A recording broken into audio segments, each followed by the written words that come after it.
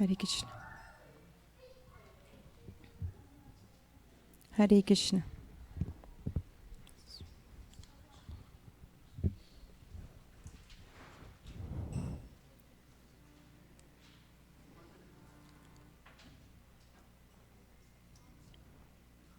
Hare Krishna, Hare Krishna devotees. The parking lot is actually reserved for children to play during Sundays. So if anybody parked their cars in the parking lot, please move them out. Thank you very much. Hari.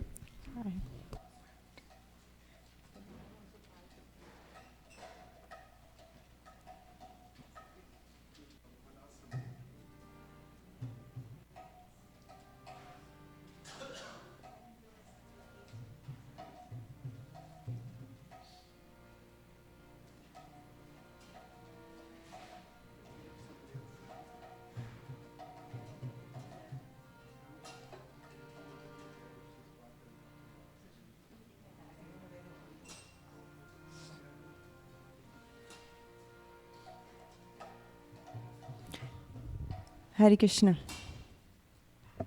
We welcome you all to the ISKCON of Silicon Valley Sunday Feast Lecture. And I am grateful that you all are here. I seek blessings from my senior god brother, Shamarupa Prabhu, so that I can speak something. And Ramananda Sakha Prabhu, as well as Sutra Malika Prabhu, and everybody here who are present, seek blessings from them. Today we are going to speak about the topic, which is balance material and spiritual life. Before we start,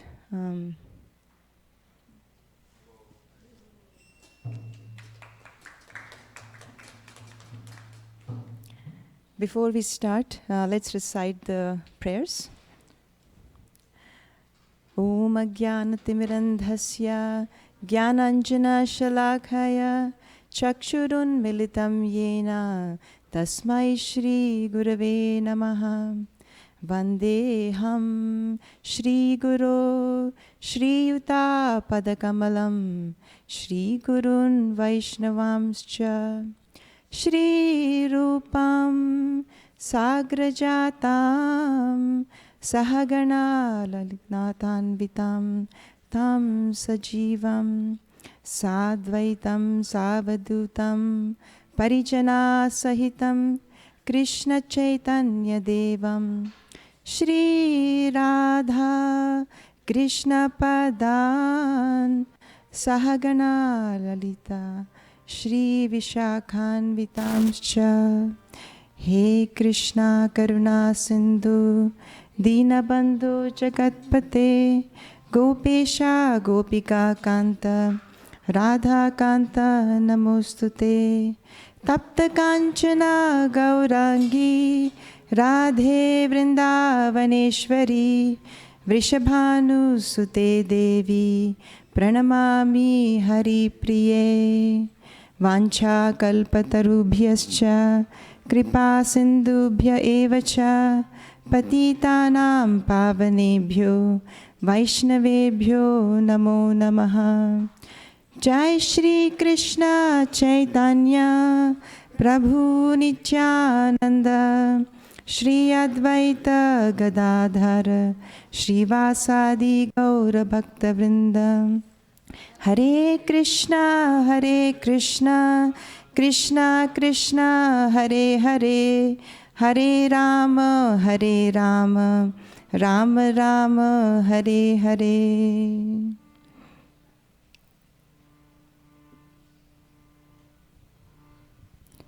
Let's chant the Hare Krishna Maha Mantra for some time. Let's use this time to meditate on the holy name. Let's say if you have lost somebody or lost something and you're looking for that person. So just imagine that you're looking for some person and you're calling out their names. So similarly, we are calling out for the names of Krishna and Radha by chanting the Hare Krishna Maha Mantra. So we can close our eyes so that we don't get distracted.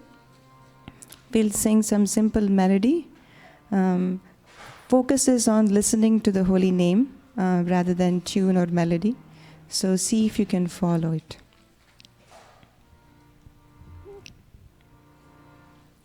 Hare Krishna, Hare Krishna, Krishna Krishna, Hare Hare, Hare Rama, Hare Rama, Rama Rama, Hare Hare, Hare Krishna, Hare Krishna, Krishna, Hare Hare, Hare Rama, Hare Rama, Rama Rama, Hare Hare, Hare Krishna, Hare Krishna, Krishna Krishna, Hare Hare, Hare Rama, Hare Rama, Rama Rama, Hare Hare, Krishna, Hare Krishna, Krishna Krishna,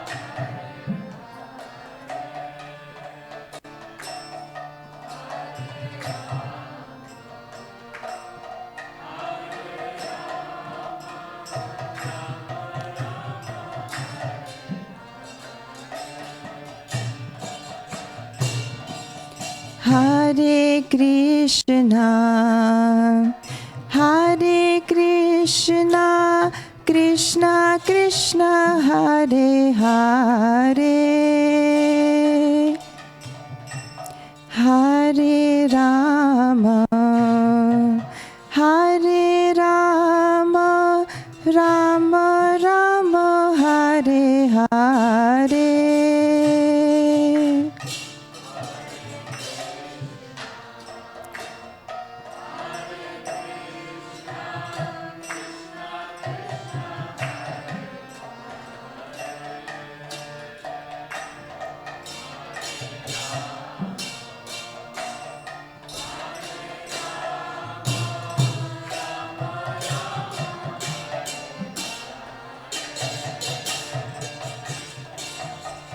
Hare Krishna, Hare Krishna, Krishna Krishna, Hare Hare, Hare Rama, Hare Rama, Rama Rama, Hare Hare,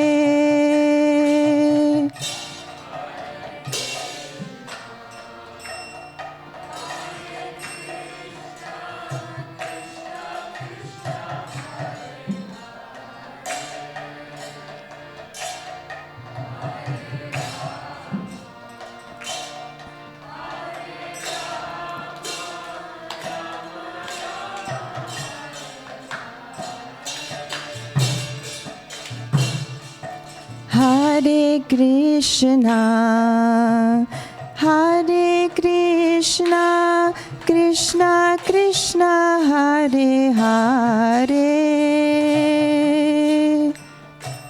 Hare Rama, Hare Rama, Rama Rama, Hare Hare,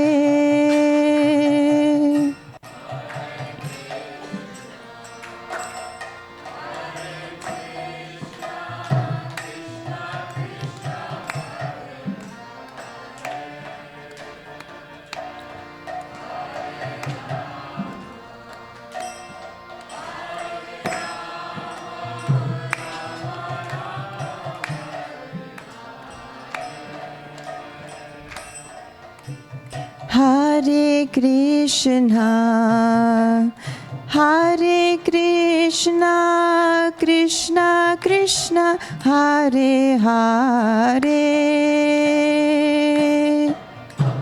Hare Rama, Hare Rama, Rama Rama, Hare Hare.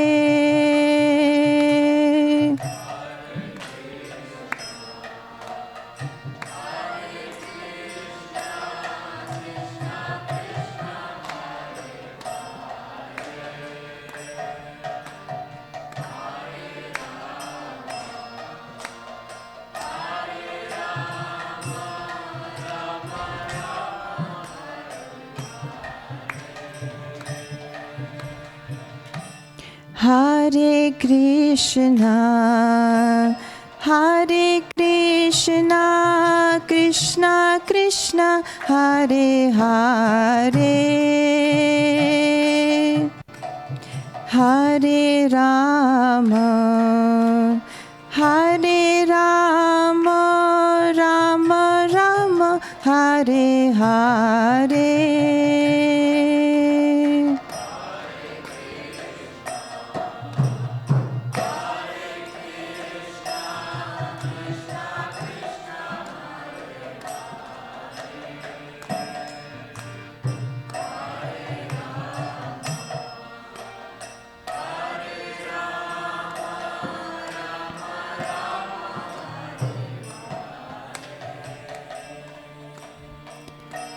Hare Krishna, Hare Krishna, Krishna Krishna, Hare Hare,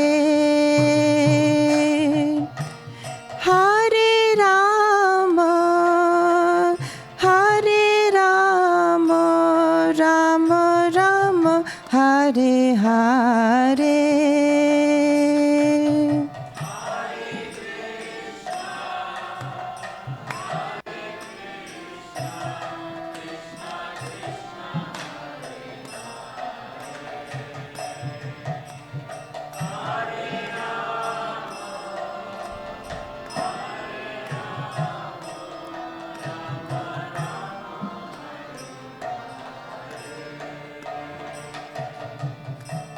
Hare Krishna, Hare Krishna, Krishna Krishna, Hare Hare, Hare Rama, Hare Rama, Rama Rama, Hare Hare.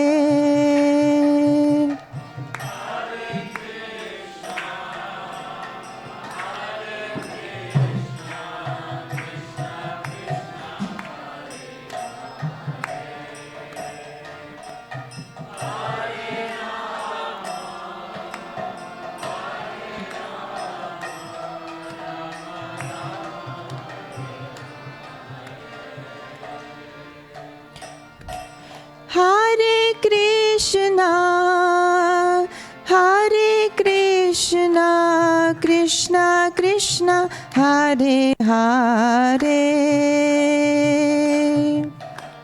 Hare Rama, Hare Rama, Rama Rama, Hare Hare.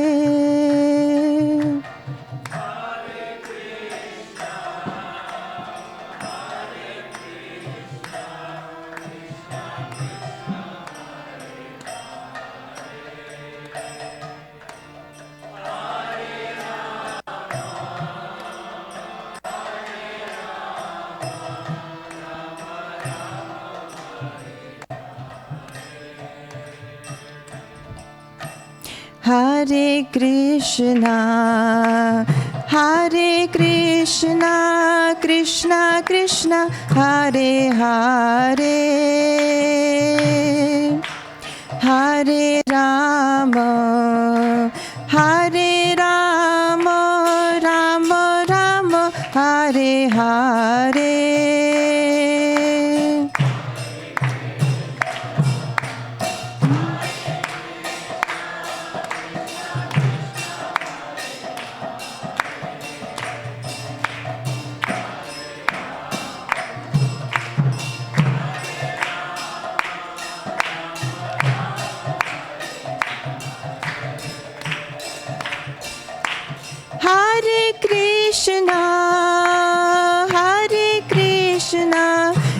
Krishna Krishna Hare Hare, Hare Rama Hare Rama, Rama Rama Hare Hare.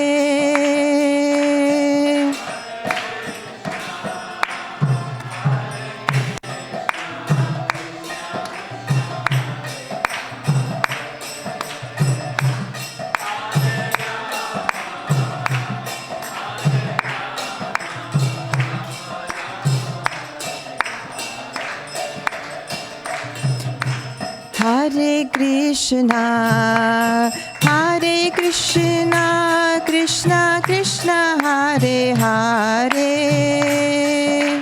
Hare Rama, Hare Rama, Rama Rama Hare Hare.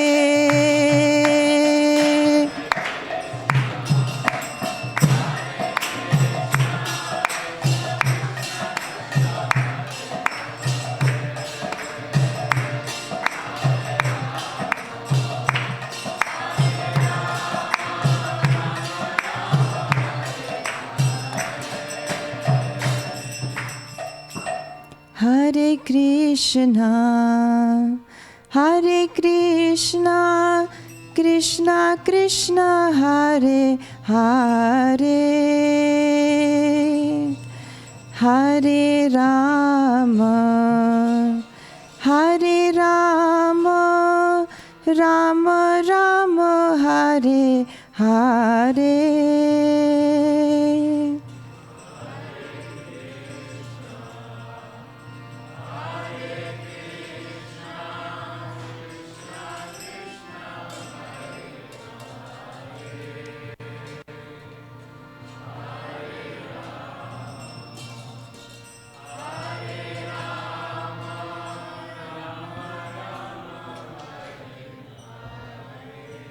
One more time, louder. Hare Krishna, Hare Krishna, Krishna Krishna Hare Hare, Hare Rama, Hare Rama, Rama Rama Hare Hare.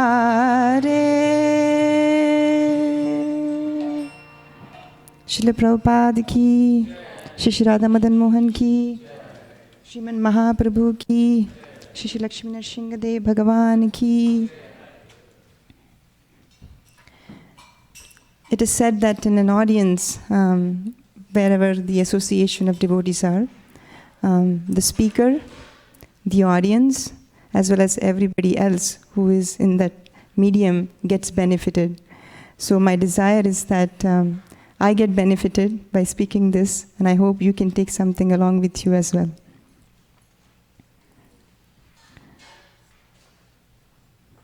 So balancing material and spiritual life. Does anybody have a problem with balancing? First of all, just wanted to make sure that, okay, so I'm not the only one. So if we compare a life to driving a car, I heard this analogy from His Holiness Bhakti-Rasamrita Maharaj, and I very much liked it. So we can just do a little brainstorming. If we compare our life to driving a car, what are the most important elements in driving a car? Focus? Yes, focus is one. Know where your destination is. She wins 100 points actually. Good. More things? Communication. While driving? You. Okay, yeah. So you want to use your signals, you're turning right or left. Yes. Right, right. So we're just right now focusing on driving a car only as an analogy, but you're right about communication. Yes, important. Yes, prepared, gas, yes. Knowing my current location, Mataji. You know where you are. Yes, yes, that's right. Seat belt and speed limit. Seat belt, speed limit, yes, very important. You should know how to drive a car. You should be qualified to drive a car, yes. We want to make sure that you have a license before you drive a car. Anything else that you can think of? Yes? Yes, we are conscious while we are driving. Yes. Follow the traffic rules. Follow rules and regulations. Right, right. Car should be a good condition. Yes, yes. So we should be in a good condition, which means we are conscious, as Prabhu was mentioning. That's right. Right? I think we have, yes, Nitai. Don't get distracted by the screen. I know you have a Tesla, that's why you are saying that. Yeah, don't get distracted by screen, cell phone, whatever is coming. Yes. Know which controls are where. Know your car. Yes, where your controls are in your car. Don't text while you're driving. It's coming from a small girl. How old are you? 8. Yes. Yes, good advice. Yeah, so if you see, the most important thing that Mataji mentioned was to know where you're going, know where's your destination.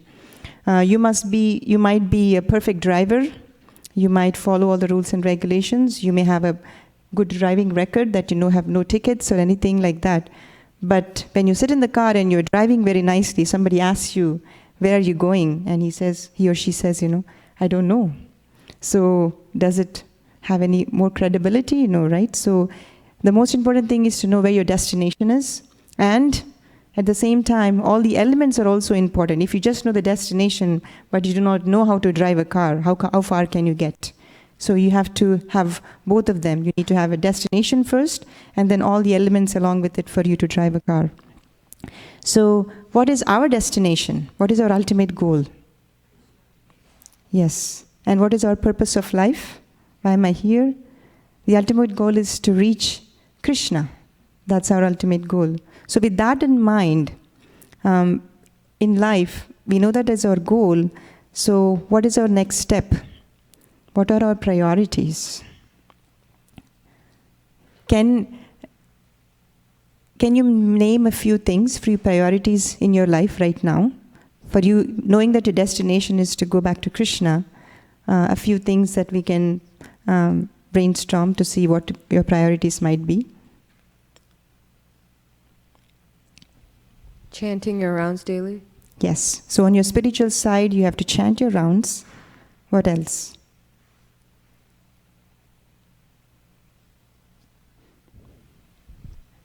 Eating prasad.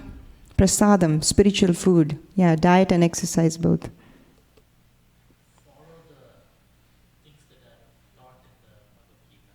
Follow the instructions given by Krishna in Bhagavad Gita. Yes. 4 regulative principles. Yes. So whatever you're all mentioning is all on the spiritual side. Mataji has one.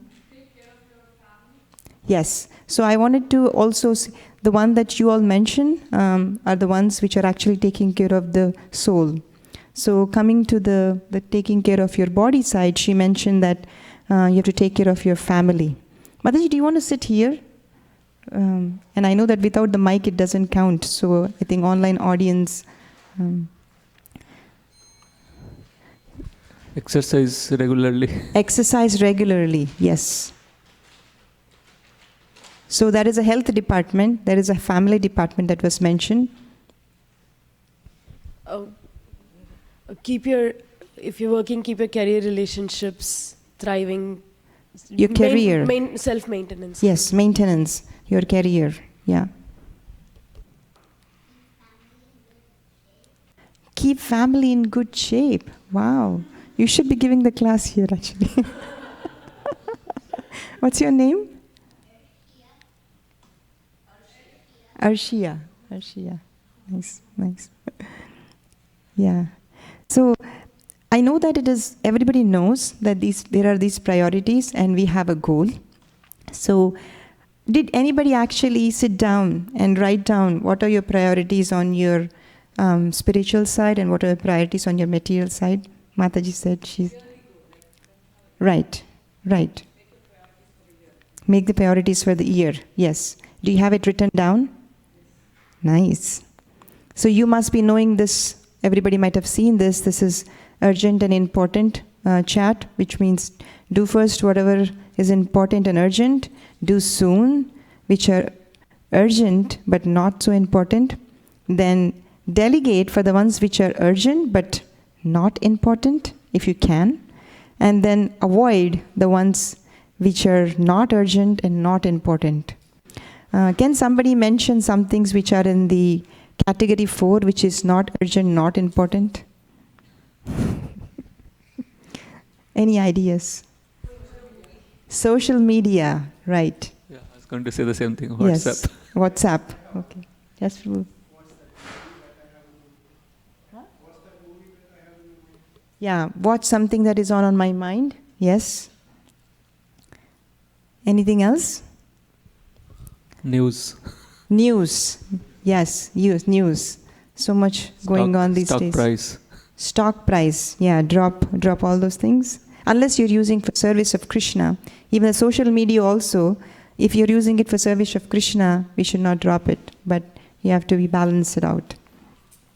Gossiping. Gossip. Yes, that's right. That's right.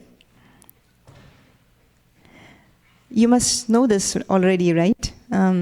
So pick whatever are your big rocks first. Whatever are the most important things in your life, those are your big rocks.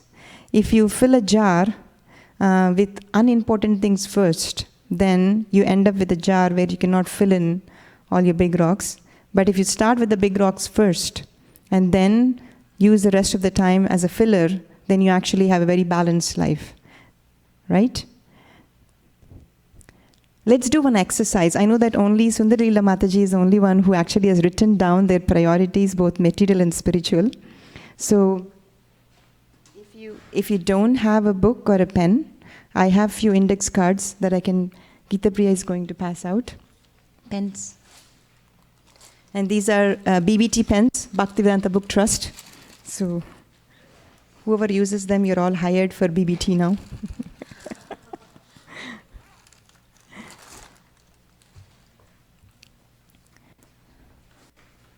So we can just take, it's 3:30 now, let's take 5 minutes to write down what are your priorities on the material side separately and your spiritual side separately.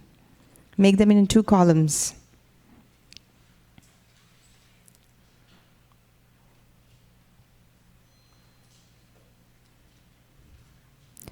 These are the ones which are important.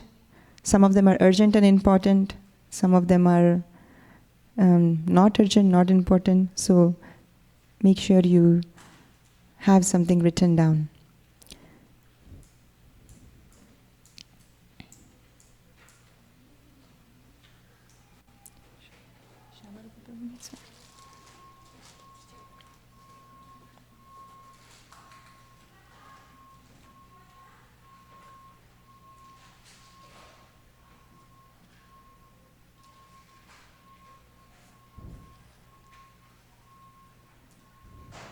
Make sure you also write down the ones which are material also for your needed for your body as well, along with that, and prioritize them when you're writing.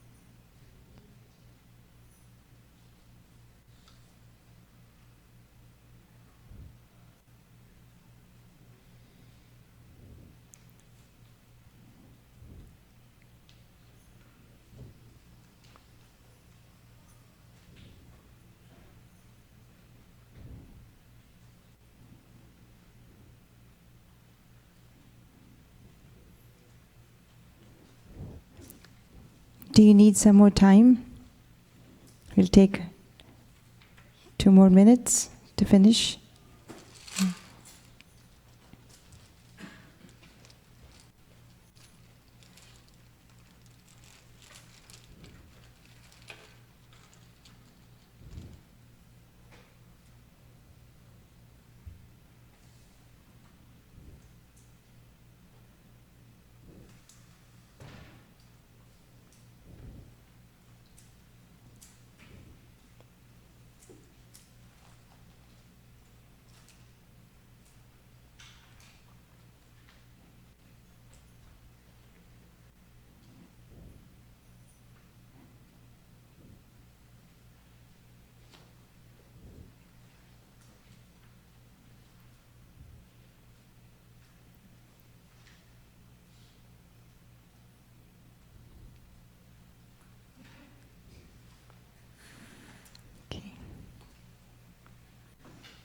Okay.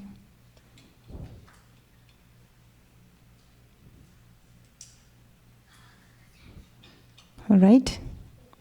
I think we all have written down something. Anybody else need some time? Okay. Actually, I want you to find a partner and discuss why your priorities, both spiritual and material. Take 5 minutes to do both ways. Like you take 2 minutes to go one way and 2 minutes to go the other way. You don't have to discuss all of them. You can discuss the most important ones to you. So if you don't have a partner, you have to find one.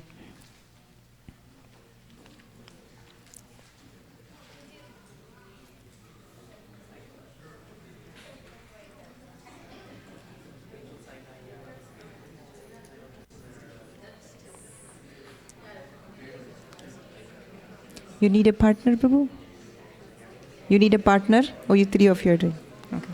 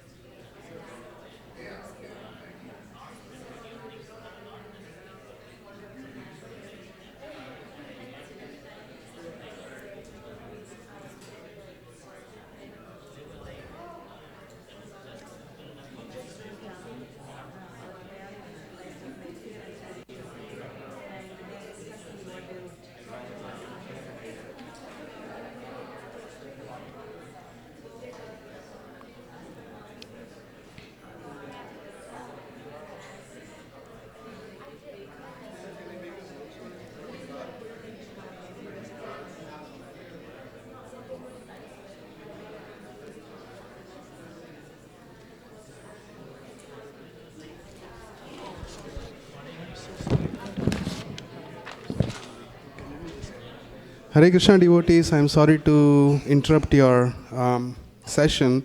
There's a red Hyundai 7FWE980. It's still in the parking lot. If you could please move it out, we'd be grateful. Thank you.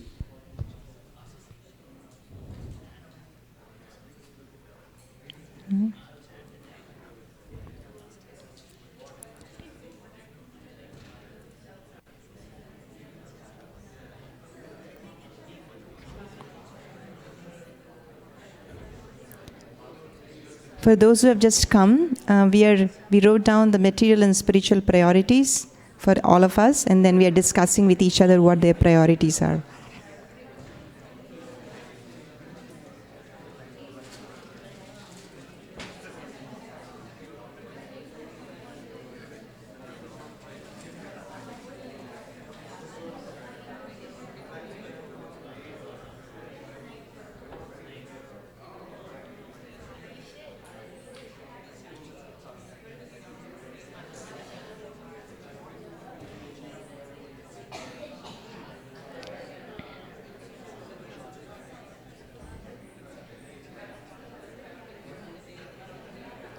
All right.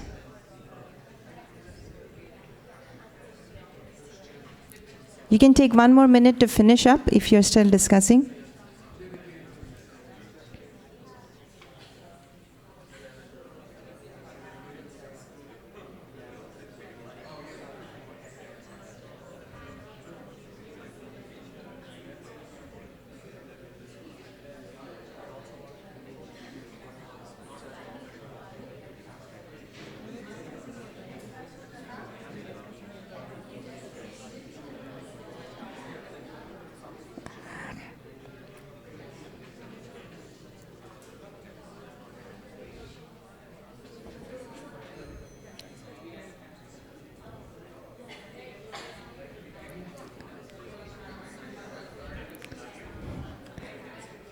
All right.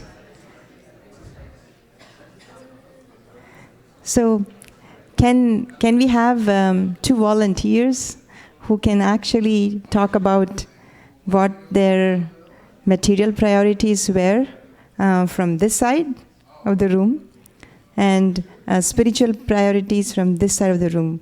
1 material, 1 spiritual, and then 1 spiritual, 1 material. Any volunteers who want to share their priorities? Yes. So for me, my one material priority, the most important material priority is to improve, become a solid researcher in my field. And my first important spiritual priority is to immerse myself into pure love of Krishna. Nice, nice. Thank you for sharing. Anybody from this side of the room? Oh. Monisha? Okay. One of my spiritual priorities is to email my Guru Maharaj every month. Email her Guru Maharaj every month, yes. And a material priority is read the summer book list my English tutor gave me. Oh, nice, nice. Reading for summer, yes. You want to share yours?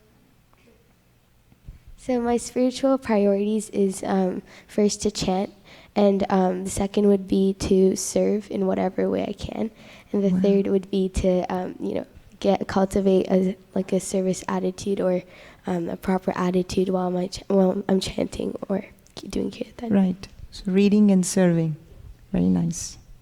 Anybody here wants to share? So my spiritual priority is to chant attentive rounds, and also another priority I recently stuck is that to find out good qualities in people and appreciate. Yeah. Wow, very nice. Thank you, Prabhu, for sharing. Okay. You think balancing is a problem only now? Like, is it only that now we are facing this problem of balance? Or has it been a problem before too? It's been a problem. So, from scriptures, is there any example that we can think of who had trouble balancing?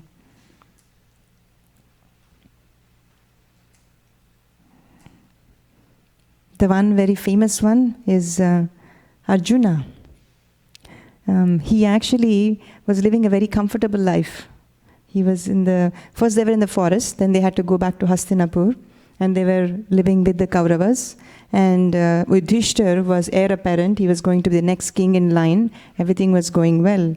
But then Kauravas, they actually did every possible thing to make them feel that they are not supposed to live in the kingdom. They poisoned them, they burned them, they tried, of course. They tried to poison, burn, and they finally gambled, and then they were actually asked to go to the forest to live. And finally, when they came back, they said, just give us at least five villages for us to rule, but that was also not given to them. And finally, the last resort was they had to go to the war. And what did Arjuna do? He says, I am ready for the war. Who is here? Let me see who am I going to kill now. Did he say that? No. He saw his grandparents, his friends, family, teachers, everybody standing right in front of him. What did he do? He said, he started shivering. His body was shivering, he was shaking, his mouth was drying up. And he actually his Gandiva, you know his Gandiva, right, is the most famous one. Arjuna's Gandiva never slips from his hand. And he says, my Gandiva is slipping. He's telling Krishna, my Gandiva is slipping. I can't compose myself now. So he said, I don't want to fight this war. So there was a material side of it that he has to do his duty. And then what did he say? Arjuna said, Krishna, it's okay for me to go begging. Let me go live in the forest. I will beg and I will live. I'll just practice my meditation, my chanting, reading, my rounds, whatever are there. I will just do that. I don't want to do this war at all. And then he just approached Krishna and said, this is how I want it to be. And he gave so many arguments. It's not that he was just blindly saying that. He said, the children, if all the men in the war are killed, what happens to all the children, all the women? They actually might go astray, and then unwanted population will come. And he was saying that if I kill all these aggressors, sin will come upon me, I will go to hell. And he was giving all logical arguments. It was not that he was just giving something whimsically. And then what did Krishna say to Arjuna after hearing all of this? Did he say, you're right, Arjuna, just go to the forest, just chant your rounds. You're not this body anyway.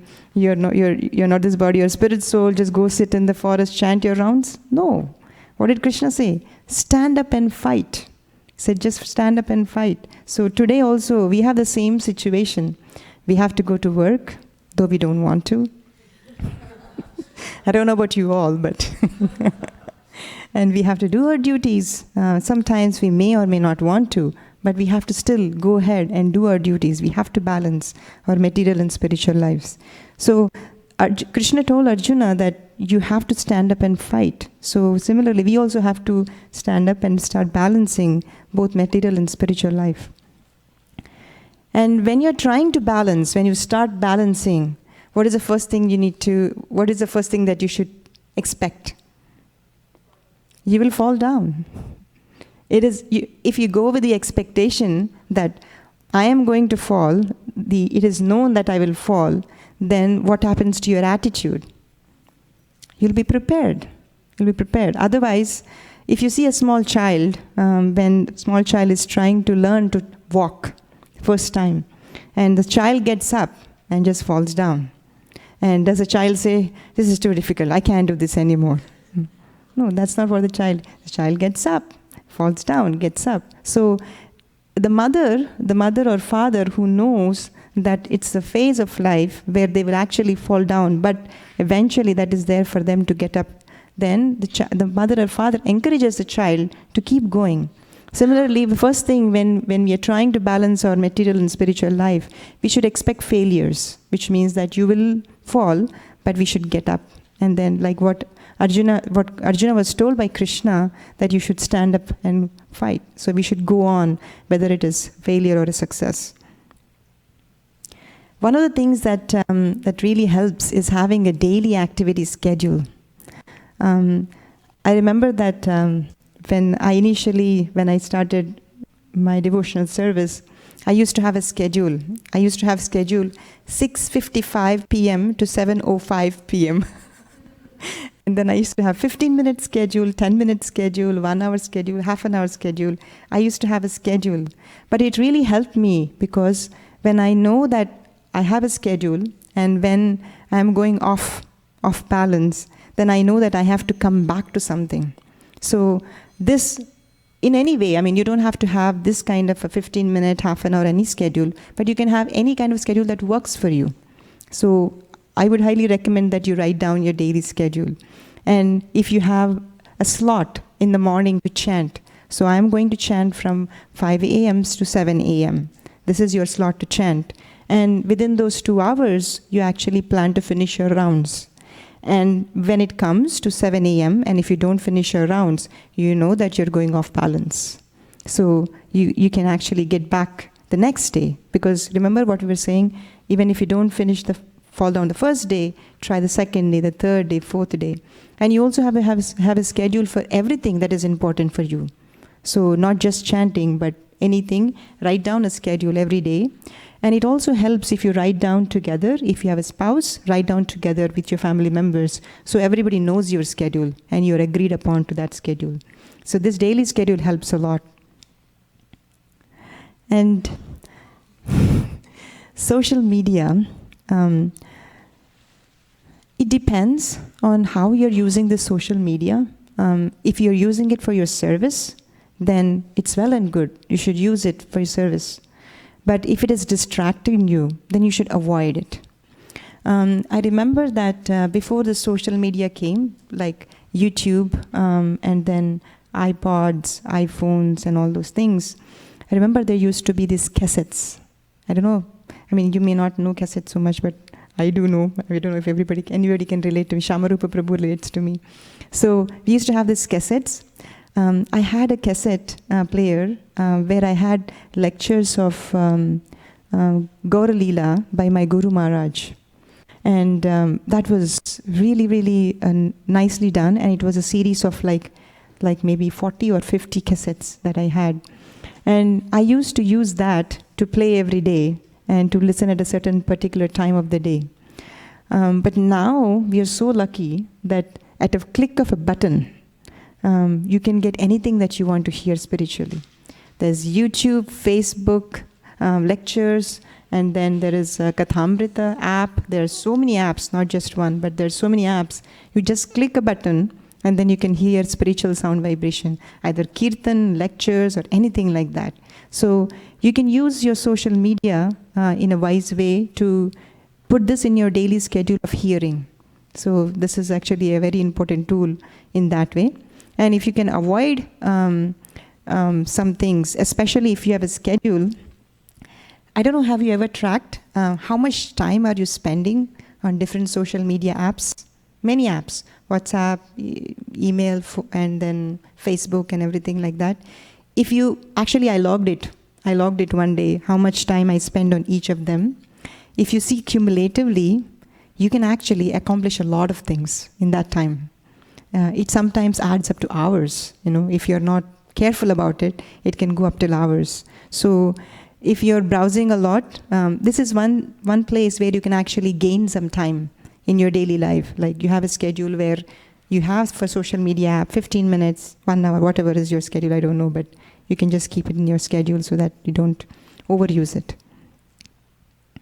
And another important thing that Shamarupa Prabhu was also mentioning in balancing to take care of your body is exercise. How many of you exercise on a regular basis? Wow. None on this side. Shamarupa Prabhu is raising his hand. Yeah, it's very important to exercise, actually. Exercise doesn't mean that you have to necessarily go to a gym. Exercise means you can walk for 25 minutes in a day. If you find some time from the social media that you can take off, you can easily find 25 minutes. You can just go for a walk for 25 minutes, or you can go to gym. Whatever is your preference, you can actually do this. And this is very important because I remember that Satyadev Prabhu, His Grace Satyadev Prabhu, you must be knowing, he was a paramedic when he was working. And when I was young, like in my 20s, Satyadev Prabhu actually told me that you should exercise regularly because as you grow old, you will not have so much of energy, and then you will feel the need more to take more rest and everything like that. I was thinking, really? I don't feel like that, I can go on with my job, my services. I don't feel tired. I am like that. But now I see as and when your body is growing old, you actually need strength, physical strength. And exercise is the most important part of it. Because we have to at least live for 100 years. I mean, if you're lucky, but depends on what we are doing. If you have to live for so long, we also have to have our body fit for service, for our sadhana, and for everything. So it's very important for us to exercise regularly. If you are a mother, I know how difficult it is to juggle so many things on your family side. You have to take care of the child. If you're a working woman, you have to work. You have to cook, you have to sometimes go for groceries, you have to clean the house, do the laundry, so many things. And I'm not saying it's only for mothers. I know fathers help out too. I mean, just... But this picture is especially for women because I know that they actually lift the heavier side of it. So I really appreciate all my... So how to balance in the family life? Actually, this is a big topic in itself about balancing in family life and everything. I think we'll have a seminar sometime soon. But for family life, you actually have to partner with your spouse. So you have to you both communicate together and share responsibilities. If you're living with the roommate also, it still applies because you have to communicate, share responsibility, talk about what things you're going to do so that it's balanced. Otherwise, only one person is doing the heavy lifting, they will get burnt out very quickly. So, and then extended family. I know that a lot of our families in India, somewhere else as well, it's hard to find time to go and have that communication on daily basis or to meet with them on a regular basis. But what we can do is we can check in with them regularly. You may have a schedule of whatever schedule that you have. I know that I have a family, I have 3 more sisters, and all of them actually are very active in communicating with my parents. But sometimes I cannot do it because my schedule doesn't allow me to do that. But I pick a time on a regular basis at a certain time, and I make sure that I talk to them with full attention. Because these days I know that people are talking, but they are on the phone and they're doing so many other things. When I remember that I call sometimes somebody, my sister or somebody, and I'm speaking and then they're saying, you know. They're actually listening halfway because they are doing something else. Because nowadays, because internet communication has become so easy, they have taken it for granted also. So instead, if we are short of time, even if you're spending 15 minutes talking on a weekly basis or whatever basis that you have decided, give them full attention. 15 minutes of attention, speak from your heart, be affectionate to them. And doesn't mean that we completely ignore them. You know, we take care of them. I remember once that Shamarupa Prabhu was, I was so inspired when I saw him taking care of his mother when she was here. He was like really, really, really making sure that every need of her is met when she was here. I was very inspired. So I hope it's okay to share that. Yeah, but I'm sure everybody has the same kind of a relationship with their loved ones. But make sure whenever you speak to them, even little bit of time that you spend, give them 100% attention rather than unconsciously speaking to them. On the family side. On work, how many of you are doing some kind of full-time job? And I consider taking care of children also as a full-time job. So. Yes, almost everybody. Yes. So, work and life. Oh, just to give some background, this is not required or it's not useful at all, but just wanted to mention that I also work for a software company. I am a software developer manager, manage a team of 8 people, and I have really, really good managers. One of my manager, he actually has taken a Srimad Bhagavatam, and he's very, very spiritual. Like, he doesn't practice Krishna consciousness directly, but he's very, very spiritual. He understands everything that I do. He is very open and about it.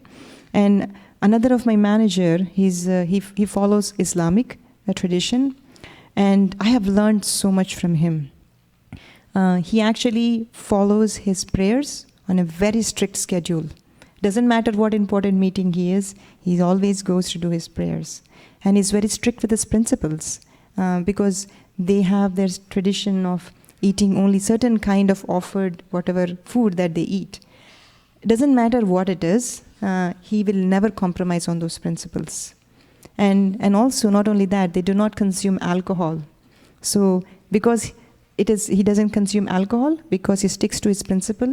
He doesn't allow anybody else. He doesn't give permission to buy alcohol under his regiment. So I feel that there is, even in workplaces, you find people who are deeply spiritual as well. They may not be directly practicing Krishna consciousness, but they may be role models for you in many different ways. Because if you see the Avanti Brahman from Srimad Bhagavatam, he actually found inspiration from each and every single thing. So if you actually are open about learning spirituality, you can find something good in every single person. So even at work, it doesn't have to be considered as the other half of my life, which I don't like to do it. If you find that spiritual spark in everyone, then you can appreciate even going to work. And keep it simple.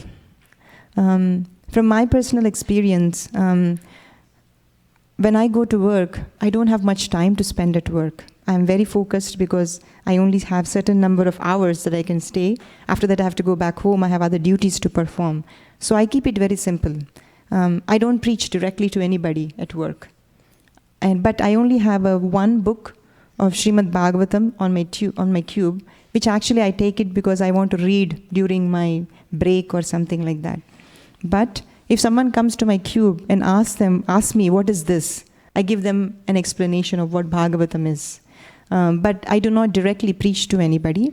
But some devotees are really expert in that.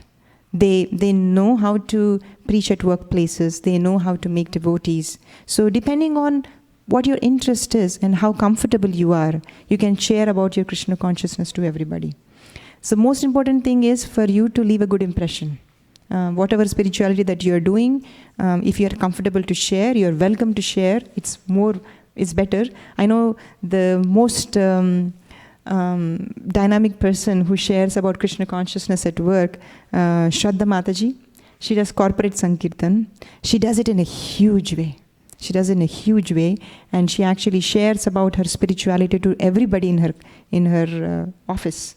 But I personally haven't directly shared with anybody. But if somebody comes and asks me a question about what I follow, I actually explain to them. I have a picture of my Guru Maharaj. I have a picture of Krishna. And I have given out the Bhagavad Gita calendars, the quotes calendar, to my colleagues. So a lot of people have that in their cubes. It's a gift that I gave to somebody. So indirectly, I give them Krishna consciousness, but I don't directly do it. But that is just me. It may be different for you, but it's just me. So I just keep it very simple at work. And working style, we have to be sincere in our work as well. And we should be authentic, which means we cannot compromise on our principles. Like if it is whatever principles that you follow, you don't have to compromise. And you have to do an excellent job at your work. Because I know that we have to stay at work for 8 hours anyway. What are you going to do with those 8 hours? You might as well work, right? And I remember that when I was like a couple of years ago, I was going to work, but I was like not so much enthusiastic about it. And I was just thinking, every day I have to go to work, do I have to do this and do I have to do that. And then one day there is a brahmachari from Radha Gopinath Mandir who visits here regularly. That Prabhu actually asked me, so how is your work? And then I told him, no, Prabhu, I don't like it at all. I don't spend so much of time because I just don't want to just do so much. I just want to come back home as soon as possible. And I've never thought about any promotions. I haven't done any of those things. So he asked me, why? And then I did not have a concrete answer. I said, why you don't want to work? They're paying you for working, and why you're not putting your 100% effort in it? That made me think, because if Krishna has given you a job, whatever hours that you're going to spend, put in your 100%. Only that doesn't mean you have to work overtime, but whatever 8 hours or whatever you're spending at work, do it sincerely. And if you do that, actually, you set a good example for others also. Otherwise, people think devotees means they don't care for their jobs, they don't do their job correctly. But that's not what we wanted to do, right? We wanted to set a good example. Whatever amount of time you're spending, do your job correctly. And then, I mean, of course, we don't worry about our growth and career as much as others, because it comes naturally. The reward comes according to the work that you put in. If you're working properly, then automatically the rewards come. But we should not just take work especially if they're paying you. And moreover, you're working and give part of your salary that comes back to service of Krishna. So it gets purified anyway. So it's not that you're just doing that for the sake of doing it, but do it so that you can get purified as well. So you can give it to any cause that matters to you. Give it back to Krishna in some way. So it inspires you, motivates you to work more. And develop a bee consciousness. If you see the flies, the nature of the fly is that even if you have a very nice prasad, rasgulla, gulab jamun, some sweet, and next to it there is a trash, what do? The fly actually goes and sits on the trash. They like that more. But if you see a bee, even though there is a lot of trash around, but if it sees one flower there, it actually goes and picks the nectar from there. So I know that in our workplace, sometimes our environment may not be so conducive. So, but still, we actually have to find whatever is best in everybody else. If you can find any good quality among your colleague, you can actually go and appreciate that. There was one person in my office, he was telling me that I was just asking him, what do you do? And because he does some meditation or everything, what do you do? He said, I don't like to share my meditational practices. So I didn't ask him anymore. And then I was just quiet. He was saying, when I share, actually people make fun of me. And I thought that yes, people, they do not understand, they make fun of it. When I even try to explain Bhagavatam and Bhagavad Gita, people say that sometimes, they say that, oh, isn't it a fictional story? You're just supposed to learn morals from it. It never happened. Krishna never exists. You hear all these kind of theories. So we should just seek whatever is the best part of it. We cannot argue with them, because that's not the right place to have a debate. But you can just pick whatever is the best that comes out. And that person later actually shared his meditational practices with me. I was deeply touched. He was doing meditation, which he found it to be useful for him. So, but he is such a nice person at heart. So I'm sure everybody can find something good in everyone. And you know this example, Padmapatram Ivambhasa, like Krishna says that you should be like water on a lotus leaf. Though you are associating with everybody, try not to be involved with it, but just be detached from it. And time is precious. So, avyartha kalatvam, like we should try not to waste time. I know it's difficult, but then if you can find verses, sometimes you can put some verses on index cards. You can memorize shlokas. And if you have some time, you're driving, you can listen to lectures, you can recite verses, you can recite prayers. Many prayers, there's Queen Kunti prayers that you can recite. You can chant chapters of Bhagavad Gita if you're memorized. If not, just a small prayer, whatever make you feel better. Just pick something and just try to use that. That was on the material side of it, like how to balance work, family, and life. We can pause here to see if you have any questions or comments that you wanted to share about what we discussed so far. Sutra Malika Prabhu. Mataji, the workout part that you mentioned, I'd like to share with everyone that one of my realizations is that you either serve or you are served. So if you're not fit to serve, then you are served. So if you don't keep yourself fit, then others will eventually serve you. Yeah. So if you don't want that situation to come to you, then you better work out. Yeah, that's a very good point Prabhu is making, that our goal is to be a servant, but if you don't take care of our body, then somebody has to serve us, which is a very difficult situation. Anyway, we try our best. We don't know how our situation will pan out towards the end or in the middle, wherever it is. But we can pray to Krishna. But our attitude is that we want to serve. So exercise is important. Thank you, Prabhu. Sukeshwari.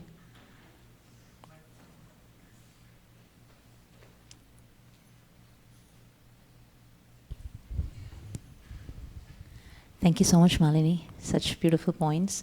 I really like the point where you mentioned about making the to-do, so that time is so precious that if we don't have a to-do for a day, I would have spent time doing something that I would not even realize how I spend the time going back.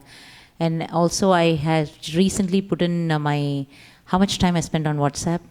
The first day when I realized that, when I went back to check, I was on WhatsApp for all day, for 3 hours. I got a shock of my life. I thought, my goodness. And then I put a timer for like 30 minutes.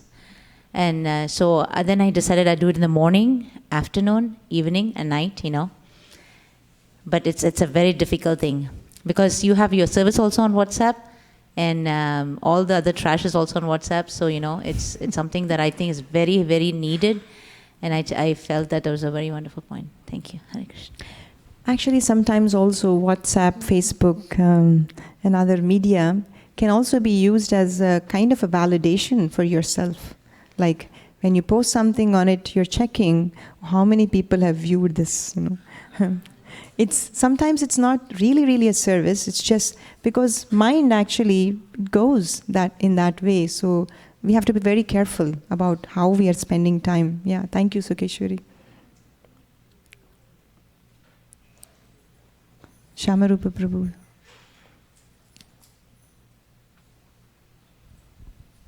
Hare Krishna Mataji, thanks for the wonderful topic. So the picture that you put is really wonderful, that one little girl balancing the rope.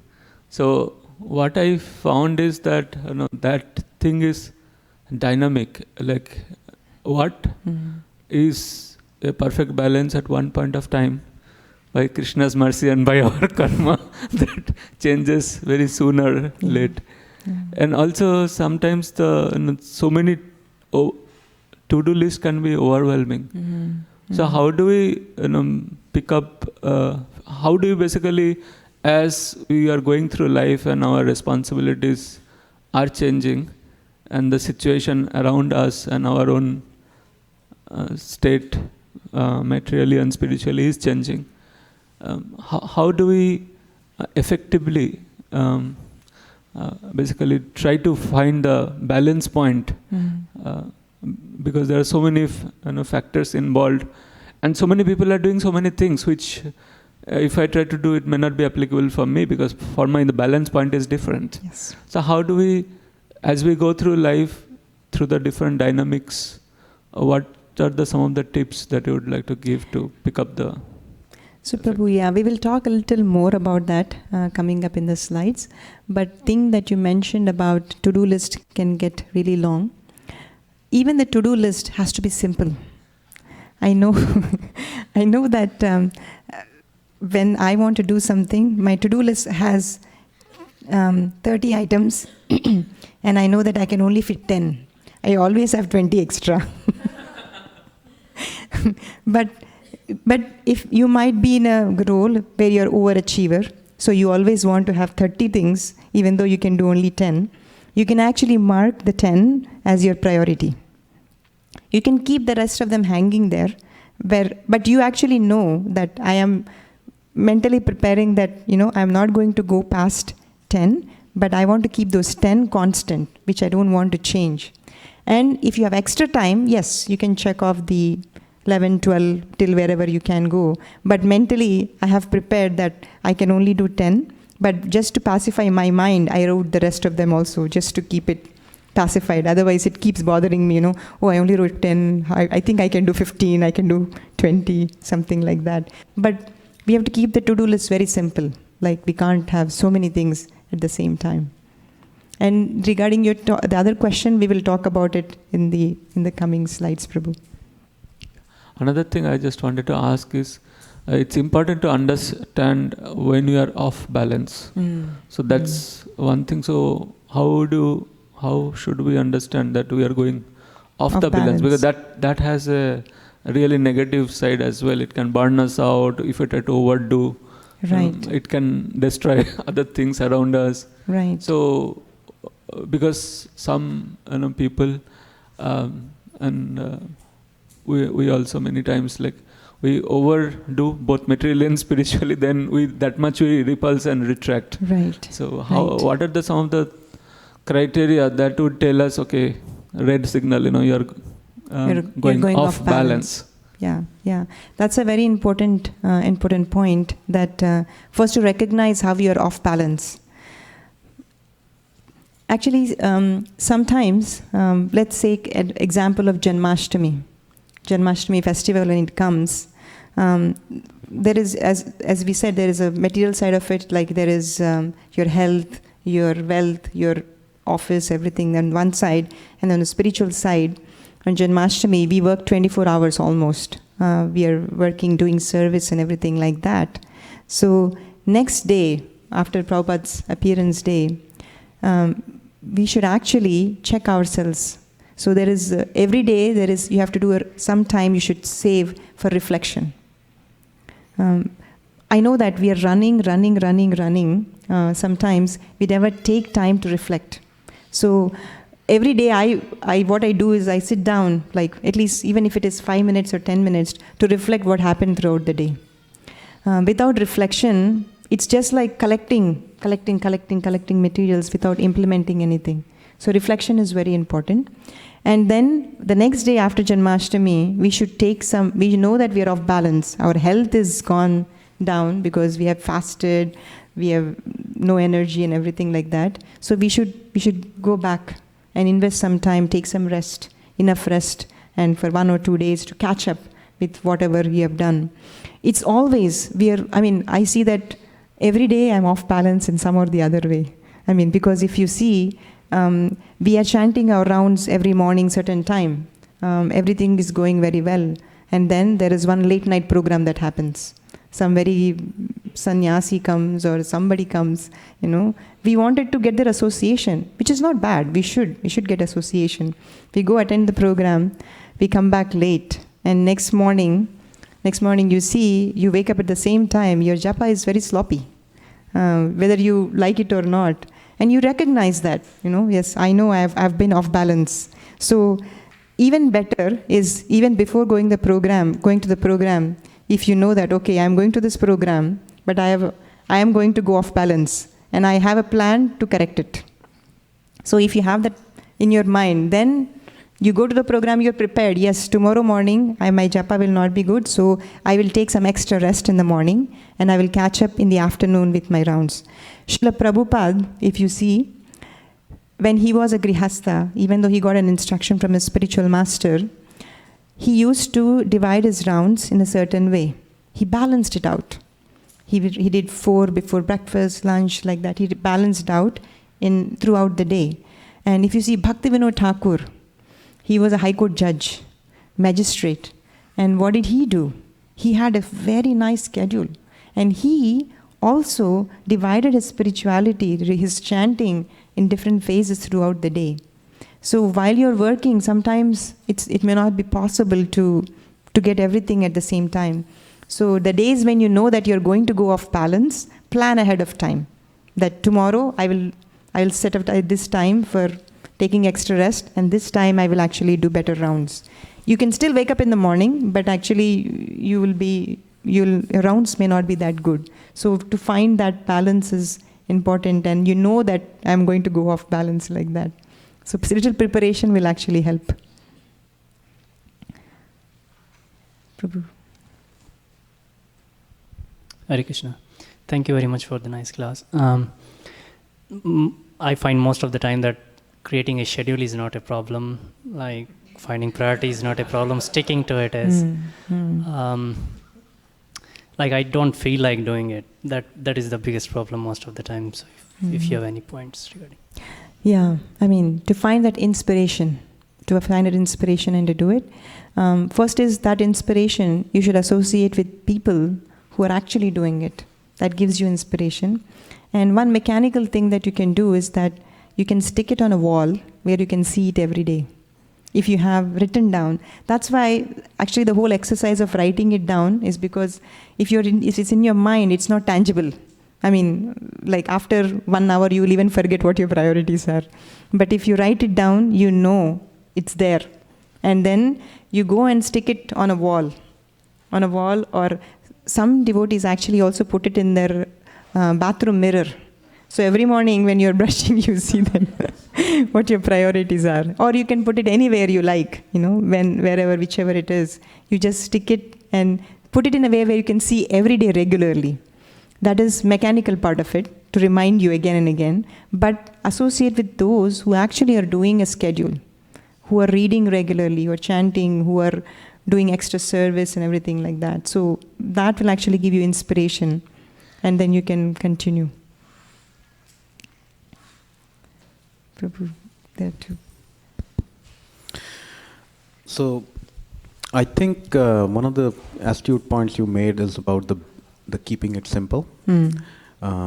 Like he was saying that it's easy to make a to-do list or agenda items, and it's very difficult to follow through.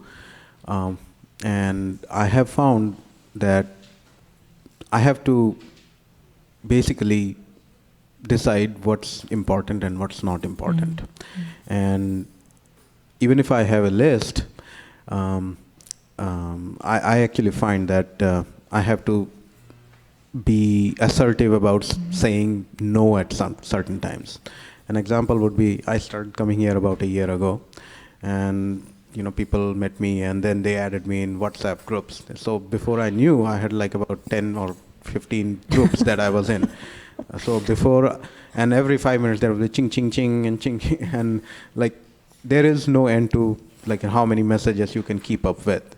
And finally I decided, look, this is distracting me from what I want to do. And I slowly and politely I said, I need to get out of this group. I need to get out of this. So I think what I'm trying to say is that it's very important to keep it simple, that your goal is Krishna. It's not, WhatsApp is a medium to get to Krishna maybe. And if it is hindering that process, you have to basically decide whether it's important or not. Right. And be able to say no to it. Yeah, we can use a chart which we had urgent and important. We can use that chart to see which ones actually we want to keep. And the fourth one, avoid, the social media was actually there. If you're not using it for service, of course, if you're using it for service, you should use it. But if not, then thank you for sharing, Prabhu. Yeah, even for the WhatsApp is like a addiction, right? Like, it can, even the spiritual groups, there may be like 15 groups which may be part of, and then one message you read and the other one comes. So my point is like, WhatsApp is just an example. There are so many unimportant things in daily life that you need to say no to. Right. But if you're using it for service, sometimes devotees, we use WhatsApp to organize our services. So then it becomes an useful tool for us to organize. So unless you're using it for that, yes, it might be distracting sometimes. Yeah, I found that email works much better. So we can take one question, one Prabhu from Achyuta Kumar Prabhu, and then we will go to the next section. Hare Krishna Mataji, such a wonderful class. Thank you for enlightening us. So I have a question. Like in Nectar of Devotion, it is said, right? You should not associate with materialists. It's better to be in the middle of a fire or embrace a tiger rather than associating with materialistic people. And at workplace, especially during lunch meetings and all, right? So every day people get their own plate, and with all good intentions, with preaching or potential Bhagavatam distribution and all, we go and then we talk, but again the whole discussion is all material discussion. So my question is, should we do that at workplace? Continue to do that, like associate with them during lunch meetings on a daily basis, or is it just like a on a formality basis, like once in a month or something like that. Of course, we follow our regulative principles. We eat the prasad and everything. But should we continue to do that at workplace, or what is your recommendation there? If your time allows for you to speak to them, and if you are strong enough not to be disturbed or getting affected by it, you can do so. I know that in our community, you might be knowing Sivakumar Prabhu. He's like a very social person. Like he plays volleyball, he plays cricket. I don't know what all. I just came to know yesterday that he plays cricket. So when we go door to door, book distribution, he actually found that one of his friends, somebody, I don't know how many friends removed it is, that he met that friend, and he's in touch with them. And we went there to their house, and then we said, we are here to distribute Bhagavatam. He said, I am not the person who is going to read, but I will sponsor a set for anybody who wants to read. So if you might be thinking it's just connections like that, but then he was actually instrumental in getting somebody connected somehow to Krishna consciousness. So depends on what is your nature. Some devotees are very, very, very social, and they can cope up with it, which means that they can talk to 100 people but not be affected by it. If your nature is that you can easily do that one, then you should go ahead and connect with everybody. But some people, like even if they connect to 2 or 3 people, they get very impacted by that. They might be thinking, maybe I should also do that, I like doing that, and you get impacted by your nature, then you should avoid it. So I know Sukeshwari, one of her mavens, she is so friendly. I don't know how she does it. It's her nature, very intrinsic. She's so friendly with anybody, and she's not hesitating even to say about Krishna consciousness very casually. And at the end of the conversation, you don't realize that she already preached to them. Like if you're an expert like that, then you should go talk to them and then give your advice or talk to them about Krishna consciousness. So it depends on your nature, but if you think it is impacting your consciousness, then you should avoid. I hope it helps. Okay. I think let's move to this section where we have to balance our spiritual life. Do we have a problem even in spiritual life balancing things within spiritual life? Forget about the material part of it. Spiritual life also has a lot of issues. So what do we do? We know, Shamarupa Prabhu was asking this question, how do we know when we are off balance? And then how do we get back to our balance, whatever it was? I was talking to His Grace Vaisheshika Prabhu, and he was mentioning that balance doesn't mean that you're always steady all the time. Balance means that you're falling all the time, and then you're trying to get back up. So, and he was mentioning one very important point. He said that when the autumnal rains comes, when the rain comes, it actually fills up all the puddles, all the small reservoirs and everything like that. And when the summer comes and it's very, very, very dry, what do? We draw water from those reservoirs where we actually have collected water. So similarly, when we have good days, which means that we are completely balanced, when we have a good sadhana going, then use that time to fill in that puddles, those small reservoirs of water, which you can draw from it later when you're off balance. So when you can, have very strong reading program. I mean, you should see that you have at least certain amount of time allocated for reading Srila Prabhupada's books. Chant very good rounds every day. And the days when you actually cannot do it, of course, you can draw from it.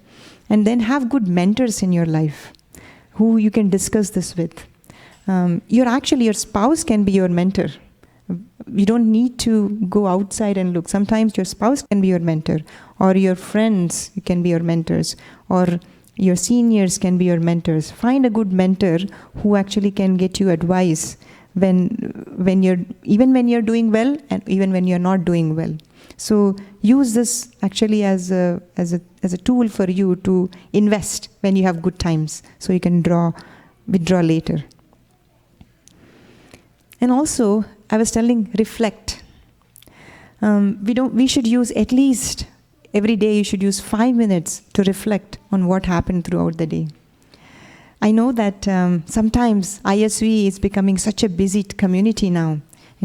We have 8 a.m. Bhagavatam class, 10 a.m. housewarming ceremony, 12:30 a.m. birthday party, 4:30 p.m. some talk by some Maharaj. We have a long list of events that are happening. But we have a choice to see which one actually we can go to. We should see where we can draw inspiration. You can pick whichever one it is, wherever you can find inspiration. And can you do that? Can you do 10 programs in a day? And can you remember what happened in those 10 programs? No. You can pick how much ever is your capacity. You can pick 5 programs if that's your capacity. You can do 2 programs if that's your capacity. If you can do 1 program if that's your capacity. But we should not be in the mode of passion even when we are acquiring knowledge. All of these avenues actually are to acquire knowledge, right? We want to go and learn something. But we should not be in the mode of passion. But instead, be in the mode of goodness. If you're attending 1 program, go home back, reflect on what you liked, what you want to improve, what you want to implement. So that actually has to be in the mode of goodness. There is a devotee who came from Radha Gopinath temple. His name is Radha Vallabha Prabhu. He is an excellent cook. He actually cooks in Ayurvedic lifestyle and everything like that. So he was telling that every moment you should try to be going towards mode of goodness. So he was giving an example of one brahmachari in Radha Gopinath temple, Radha Gopinath temple, they have a Mangalarti at 4:30, 5 o'clock. And if you reach after 5 o'clock, 5:01 or something like that, then there is an imposition of something that Hare Krishna Mahamantra you have to write so many times. It's just for a brahmachari regulation. It's not a punishment. So he was saying there was one brahmachari who wakes up at 4:50 a.m. every day. For 4:50 a.m. he would just wake up, spring up, go take a shower, like tilak, dhoti, everything, whatever it is, and he's in the temple sharp at 5 a.m. It was like, but he was just jumping, juggling, So sometimes it is too much in the mode of passion, but that devotee can do it, but we may not be able to do it that way. So he was saying that everything that you do, you should try to be in the mode of goodness. And he was saying that even if you're cooking, then you should cook in the mode of goodness. If you're angry and all those things, just don't cook. Because that consciousness gets passed down to your food, and that goes to your food and your family. Everybody's affected by that. So he was saying that you should always try to be in the mode of goodness. And even there is a way of taking prasadam also. He was saying that after you take prasadam, you should not do anything for 5 or 10 minutes. You should just sit quietly. Not even reading also, he said may not be good, because for us to digest the food properly and everything like that. So that's just an example, but everything that we do, we should try to see if we can go towards mode of goodness. So if you have 10 different programs, see which one is more inspiring for you, and take that back to your home, reflect on what is the one that you want to implement. But try to avoid the mode of passion, rather try to be in the mode of goodness. So that is one thing that actually helps us to be balanced in life when we have multiple things to juggle, even in spirituality. And then our culture in spirituality is that we are anu, which means that we follow. We don't have to imitate. We don't have to feel like if other person is doing 10 things, we are able to do only one thing. We don't have to feel so much of peer pressure. No? But we just have to follow in the footsteps of the previous acharyas. And some devotees have big shoes. Hansapriya? She has huge shoes. I think 10 people can fit in her shoes, I mean, she is able to do it because she has that capacity. And some people may be able to, may have a small shoe. But does it matter to Krishna about how much you do? it is not important what you do, but it is important on how you do it. What is your attitude in doing it? So we should have an attitude of a Anu, which means we are following the previous acharyas to our capacity. That thing that we have to remember, it's according to our capacity. There is a verse in Bhagavatam, Bhejire munayuthagre bhagavantam adhokshajam sattvam vishuddham kshemaya kalpante yenu taniha, which means that if you follow the great acharyas and if you follow in their footsteps, you get exactly the same benefits as they are getting. So we don't have to worry. We just have to do following. And also in the Queen Kunti prayers, also she mentioned, Shrinvanti gayanti grinanta bhikshnasaha smaranti nandanti tavehitam jana tayev pashyanta chirena tavakam bhava pravaho. Did I miss? Padampujam. So in that she mentions that even if you glorify other people who are doing good thing, you get all the same result. So we don't have to worry about so much. But doesn't mean that we do inaction, which means that we do our service also, but we don't have to be having so much of peer pressure.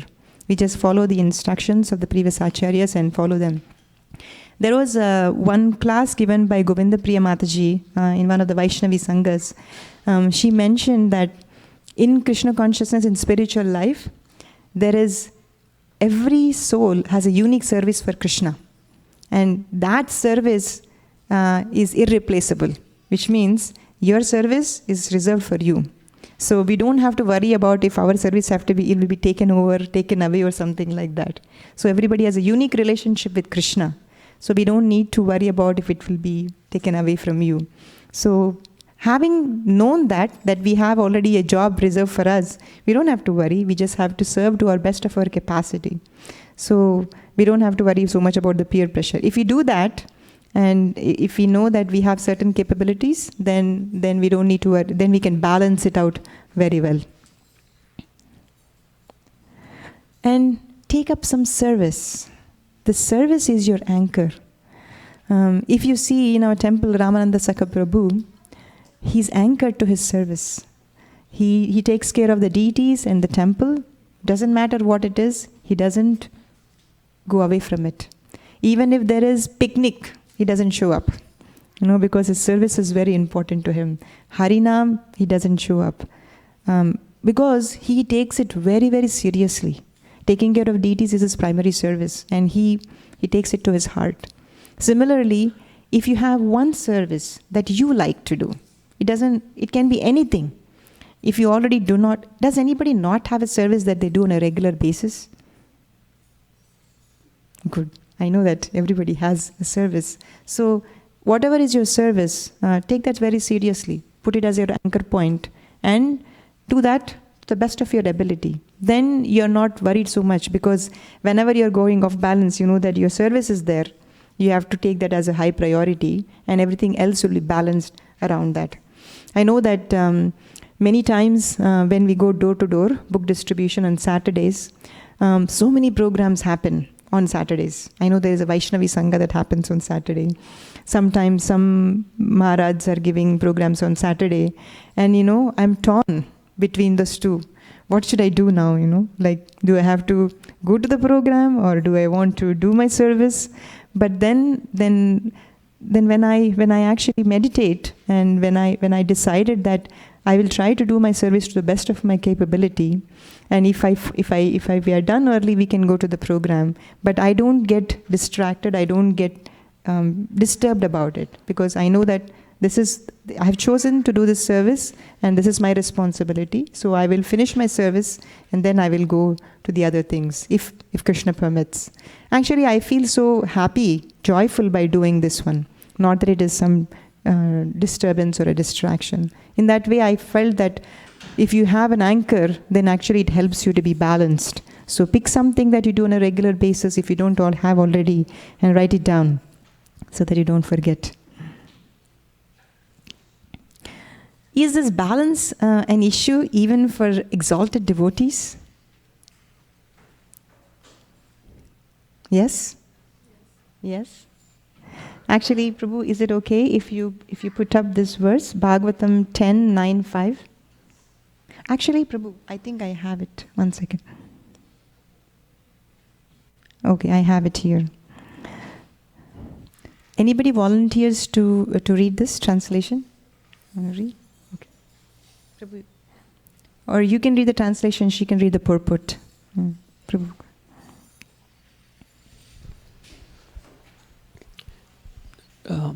Translation. Mother Yashoda then embraced Krishna, allowed him to sit down on her lap, and began to look upon the face of the Lord with great love and affection.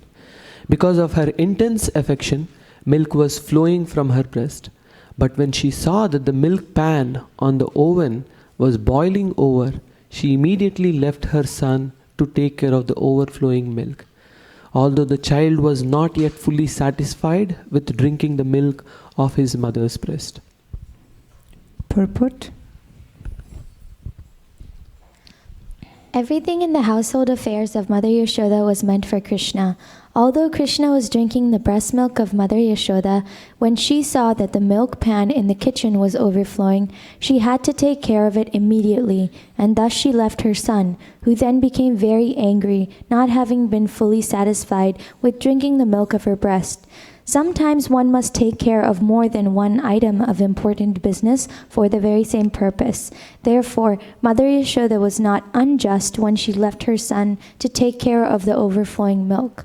On the platform of love and affection, it is the duty of devotees to do one thing first and other things later.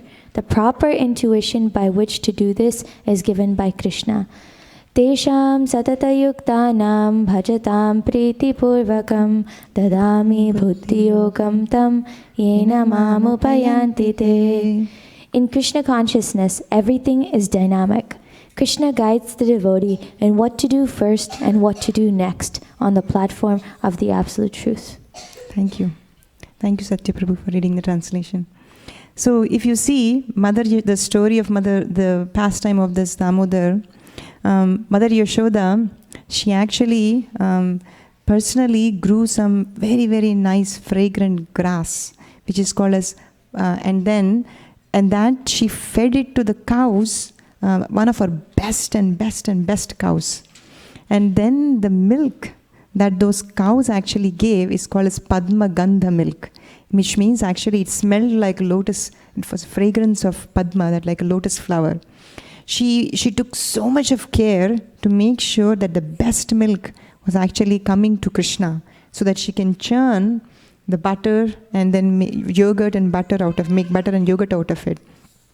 And then one day she actually put that precious milk, which she personally milked and got it, and she put it on the stove. And then the milk was slowly getting heated up, and then Krishna woke up and he wanted to have milk. So Mother Yashoda took Krishna and then she was feeding. And while she was feeding, that Padma Gandha milk, like her heart was such a precious milk, it was boiling over. Then what did Mother Yashoda do? What is her priority there? Krishna personally was there right in her lap. She was personally serving Krishna, and there the milk was boiling over. What did she do? She just left Krishna, personal Krishna there, and she went there to take care of the milk. We also actually have, both of them are for Krishna only. That milk is actually for Krishna, and this is for Krishna. And Mother Yashoda, she did not think like, oh, is it my proper duty to leave my child like this, or should I go and get the milk? It's spontaneous, right? It happens. So in that section, Prabhupada is mentioning that Tesham satata yuktanam bhajadam priti purvakam. He says that it comes from buddhi yoga, so that inspiration actually comes from within. So I was speaking to His Grace Vaisheshika Prabhu on this one. He was saying that we have to develop this spiritual intelligence where we are constantly looking for that inner voice within us. We read the scriptures, we read Bhagavad Gita, Bhagavatam, we chant the holy names. Why are we doing that? Because we wanted to follow Krishna's instruction. And that inspiration actually comes from within. Have you ever felt this before? That the inspiration is actually coming from within? Right? But what are some aspects to that inspiration? somebody will say, today I was inspired, I was inspired that Krishna told me that go and have some marijuana. So, is that an inspiration coming from Krishna? No. So, what do we do for that? 2 more things. Once the inspiration comes, what are 3 things that we have to do? Validate it with 3 things, which are Guru, Sadhu and Shastra. Yeah. So, inspiration comes, but you have to validate it with Guru, Sadhu and Shastra. Otherwise, it becomes mental concoction. Right? Like, because you might be thinking anything and saying inspiration is coming. But when you actually sincerely every day try to read, chant, and try to pay attention to that inner voice, you get inspiration. Sometimes when we go door to door distributing books, we don't think that, should I knock this door? You think I will find somebody who is actually a good soul, who is ready to take books? Inspiration just comes. Hey, why don't we just knock this door? We knock the door, they open, they take the Bhagavatam, So that inspiration actually comes from within. But the only thing is we have to look for it. We have to keep looking for it. In Bhagavad Gita also, Krishna mentions that he exists as a super soul. There is 2 birds, eating bird and watching bird. Krishna is watching us. We are constantly eating, and so focused on eating. There's a small story I wanted to share about how the meditation, if it is meditation on prasadam, it's really good. But Achyuta Chaitanya Prabhu, one day he was on Wednesday class, the day before Sadhu Sangha, on Wednesday, after the Wednesday class, he was in the book room. He was actually looking at a phone. And then a picture in the phone, and then he was just zooming that so much. And I was wondering, what is it? I was just looking like this, what is that? And then I saw that he was saying that, I asked him, what is it? And he says, Mataji, do you see? The devotees are leaving for Sadhu Sangha. Look what they're eating. It looks like dabeli. He was saying, next time when I'm going to Sadhu Sangha, I will only go in a flight where Ujjwala Rasa Mataji is there. He's so constantly thinking about prasadam. Of course, prasadam is a spiritual thing. But we are also so engrossed like that, doing our daily duties. We don't even notice what is there next to us.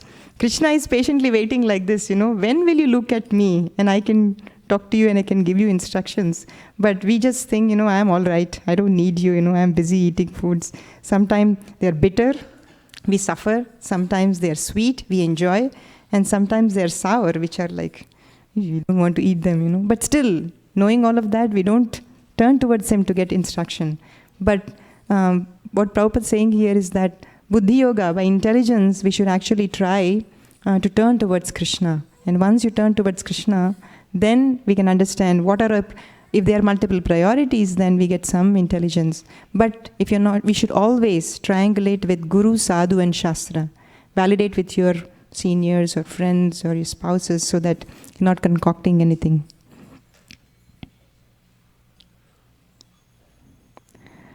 So even they had this problem.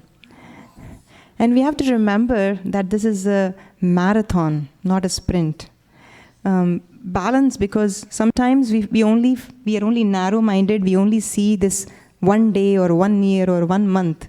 But if you see that this is a lifetime, it's a lifetime, not one lifetime, it's many, many, many, many lifetimes. So we have to see how we can actually balance it out and not make it as a sprint, but just it's a marathon that we have to balance our life regularly. And even when you're not able to balance, those times actually you can use it to improve and grow.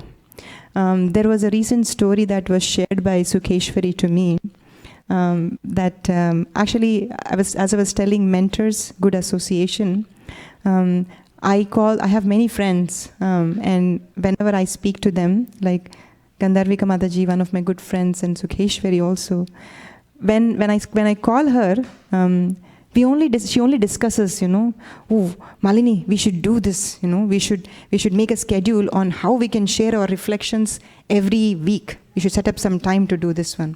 And she's constantly on the calls, like reading, chanting. So we should have friends like that who can constantly remind us what we can do better and how to balance our lives.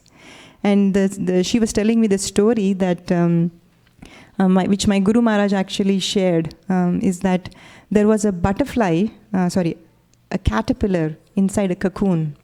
And the caterpillar was struggling very hard to get out of the cocoon. It takes time for the caterpillar to get out of the cocoon. And a boy was actually watching that caterpillar from the window. And he was thinking that, oh, this is so difficult for the caterpillar, it's trying very hard to come out. He was looking every day and he was not able to tolerate it. And finally one day he made a decision saying that, I want to go and help the caterpillar. I cannot see this. And then he actually took a scissors. And he went to the caterpillar. He cut the cocoon out so that, the caterpillar can now actually come outside very nicely. So it was nice that he cut.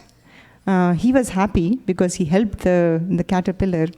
But what he found out was that the caterpillar was not able to produce its wings completely. The process of struggle that it was going through inside that cocoon actually was to develop its wings completely so that as soon as it comes out, it can fly. But because that process was stopped in the middle, the caterpillar was not able to fly. So sometimes when difficult things, imbalances and everything comes in your life, we should not think it as a negative and you should try to cut it out. But instead, we should take it as an experience which will help us to grow in our spiritual life.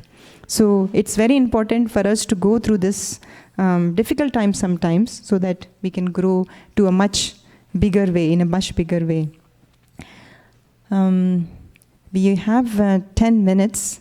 Do we have any reflections or any questions that you would like to? Satya Prabhu?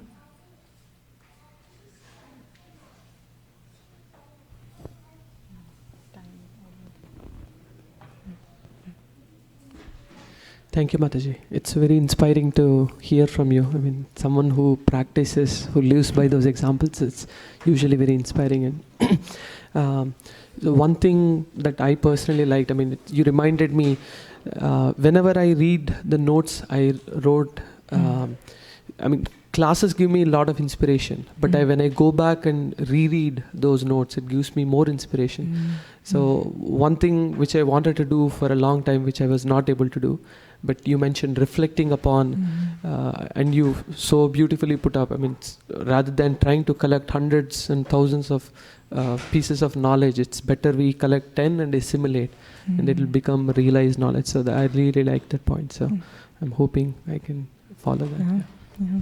Actually, I was listening to one of my Guru Maharaj classes from the last year Yatra.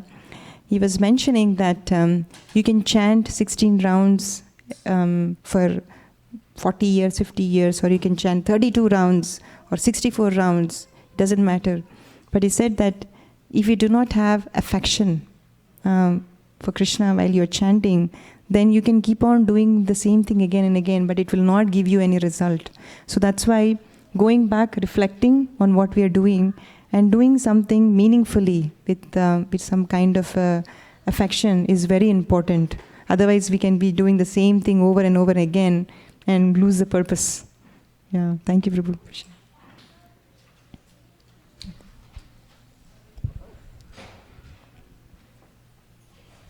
Thank you very much, Malini. I can say, when we were hearing in the car also, and Priya was so fascinated by the simple practical tips that you were sharing. But I should honestly say that, like, we can hear from sannyasis, it gives a different mood. But still, hearing from someone, a peers, is what makes you more inspired, because I have seen you fortunate enough to see you for past 20 years at least. And how each and every point that you share, not even one point that you share you never practiced. So your life is what is coming out in this seminar. And I really pray that we take use of all the points that you shared and practice in our lives. So we also become inspired to happily practice Krishna consciousness, because it's always an inspiration for me to see how you and Shivas Prabhu balance it out. And just by seeing Gita Priya's, the ease at which she does Krishna consciousness, I can see how you both would be doing it, because she doesn't feel the pain or anxiety to do Krishna consciousness. So that's a very proof, because practically in so many things, like I want to be in this program, that program, but then I sit and realize, like, see, Srivas Prabhu was not there. Like, does it mean he's not a devotee? But I could understand, but now in the seminar, like how you explained, gives me some more insight into how we can practice Krishna consciousness joyfully, not with anxiety. So thank you. Thank you, Mataji. Actually, Gandharvika Mataji was the inspiration behind giving this class. She actually...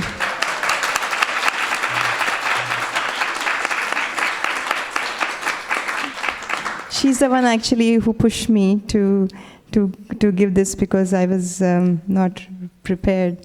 Thank you, Mataji, for allowing me to do this one. And one more point I wanted to mention was that doesn't mean that we shouldn't attend programs. We have Wednesday, Saturday, and Sunday programs which are here to enrich our lives. So as much as possible, we should take advantage of those. The only part I was mentioning is that we have to reflect rather than just collecting. But the temple programs are very much needed for us, because we get dried out very quickly, right? We need constant inspiration. Actually, I have a daily inspiration. Everybody should have a daily inspiration, like set aside some time for you to listen here. I read, while I'm cooking every day, I hear every day. So that I need some time to get some inspiration. So a daily inspiration, I feel, is necessary for everyone. Even if it is 10 minutes or 15 minutes or an hour, how much ever you can spare. But it's good to have some daily inspiration. Thank you, Gandharvika Mataji. Thank you for the class. Actually, I was looking for this topic, and it is really helpful, Mataji. Thank you. The point about talking with the peers according to our personal capacity, whether we are social or not, that was really helpful. And to not feel peer pressure from the devotees, that is also very helpful. And to have mentors who can help us. Mataji, I have a question about the point that you said, strong reading program. What does a strong reading program mean? I mean, there can be so many books are there. So I mean, what does a strong reading program mean? Somebody might want to, I mean, there can be 2 hours or 10 minutes, but what does it mean by strong reading? So it is according to your capacity and according to your facility. Today, you may have facility that you can read for 2 hours a day. Then you should take advantage of it. And strong reading, Prabhupada's books. Every day read Prabhupada's books. I know that before Gita Priya was born and other responsibilities, I used to have a very nice reading program. We all used to have, we had a group of devotees where we used to sit down and read on a daily basis. But as and when your priorities in life changes, you may not be able to spend so much of time to read, but you still should have certain amount of time set aside for you to read. So even if it means half an hour, 15 minutes, 1 hour, do something, but we have to have that part where you have to read. Because if you don't fortify yourself, it becomes very easy to get laxed. And you cannot have an inspirational chanting unless you read on a regular basis. And about holy names also, you can have some section in the morning for 10 minutes before you start chant japa, or 5 minutes. You can read a little bit, which will inspire you to do japa, listening, hearing, and then reading Prabhupada's books. That's what I mentioned. Yes. 2. So we have 2 more minutes, I think, before the class ends. So. Hare Krishna Mataji. Thank you for the wonderful class. I have attended part of it, so I apologize for that. I just wanted to add to the point that Prabhu was mentioning. When you say a strong reading program, it's my understanding it could be naive, so I apologize for that. One thing is to read. The other thing is to connect the dots. Let's take a very simple example in BG 18.66, where the surrender is talked about, right? And Prabhupada in his purport, Srila Prabhupada is talking about saying, in chapter 7, it is said that to be able to do devotional service, you have to qualify certain things. And over here he is saying exactly what we're saying. So in the purport, Prabhupada doesn't mention which verse it is. Yes. But to connect the dots, it would be good to go back to that verse and connect the dots. Yes. And when you do that, then maybe you'll come up with some other question. And you keep following the trail. And maybe that is an element about the strong too. I just wanted to add to that. Yes. Actually, discuss the philosophy threadbare is what Vaisheshika Prabhu says. You can follow a thread if you can. So that's a very good point, Prabhu. Thank you. Last, Prabhu.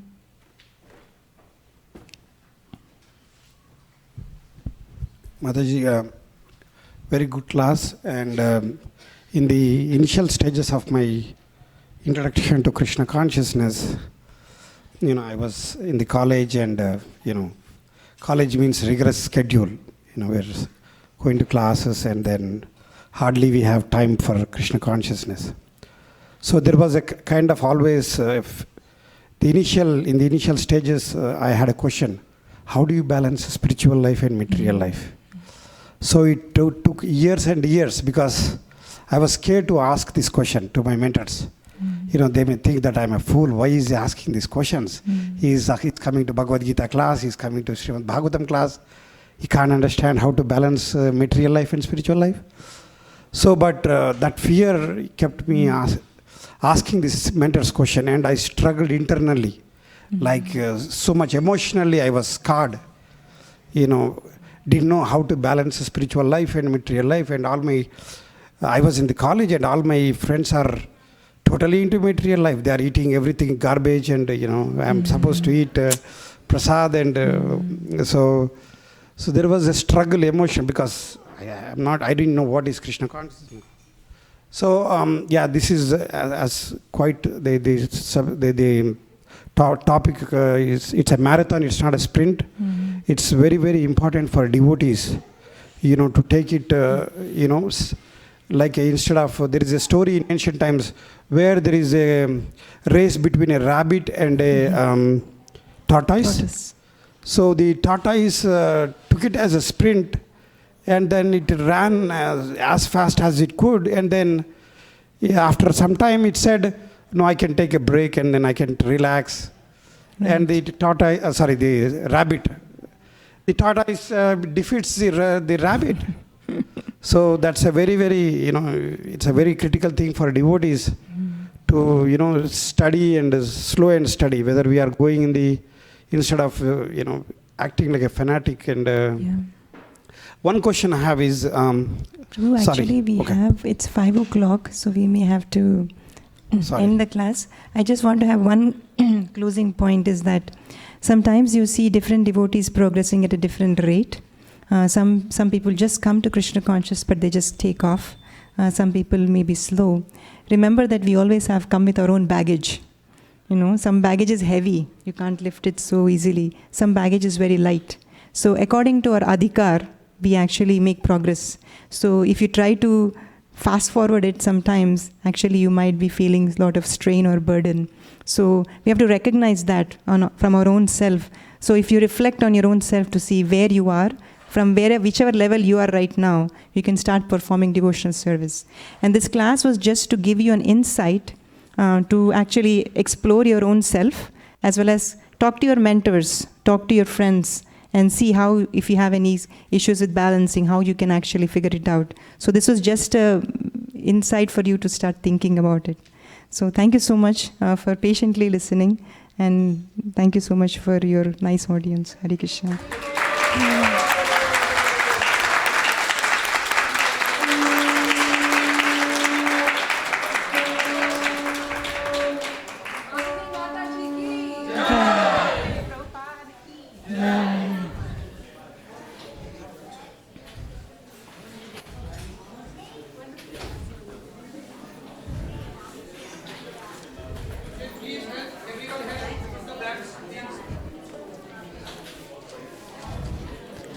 Namah Vishnupadaya Krishna Prishtaya Bhutale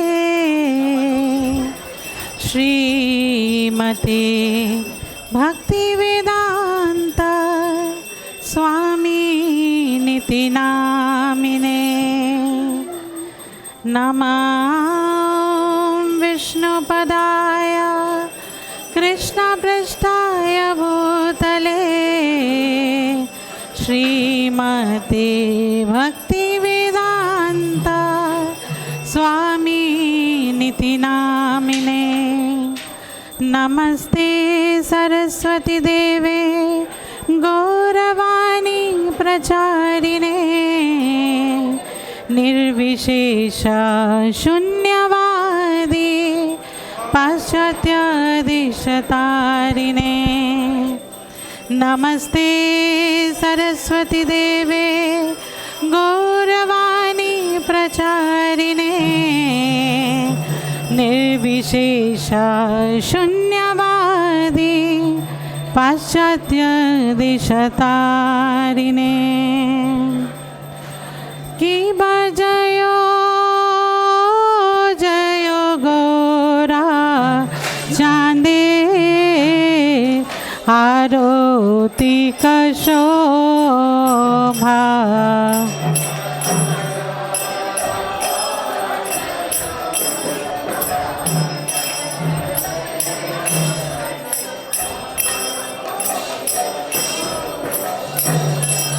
की बजयो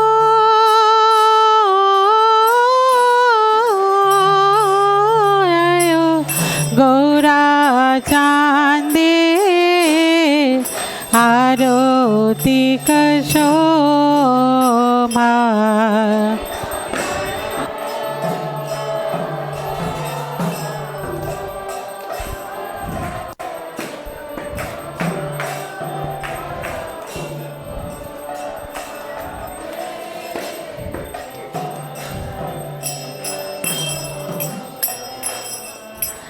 जानावी ताट मने जगमानलो मा।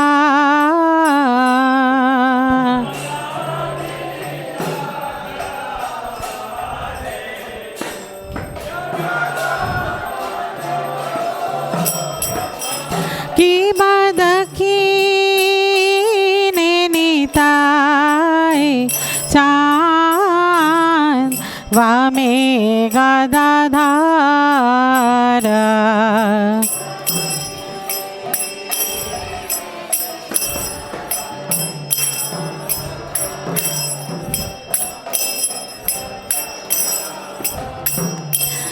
की बदकी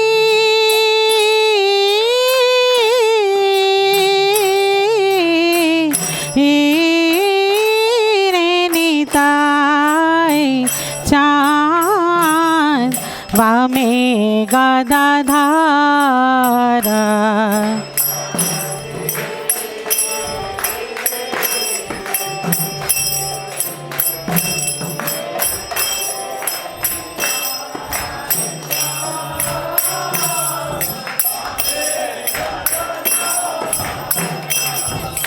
निकटे अद्वैता श्रीनि वास छात्रधारा।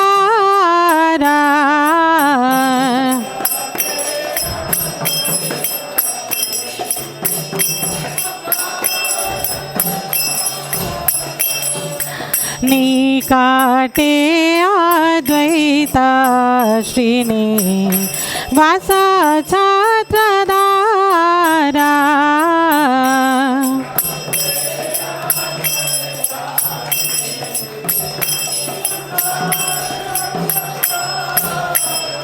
की बाबशी Aachen गोरा चांद रत्न सिंहासने।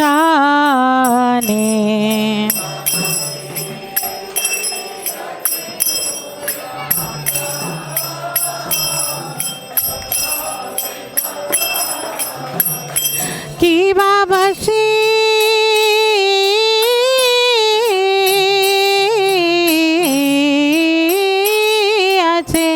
गौरा चांद रत्न सिंहासने।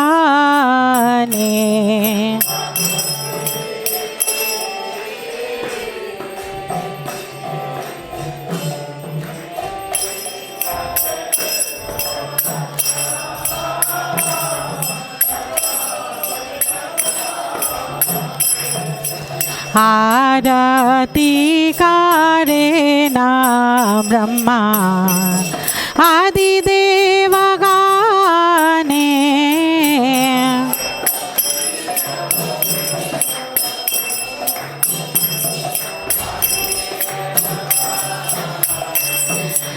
आरती करे ना ब्रह्मा आदिदेव गाने आरती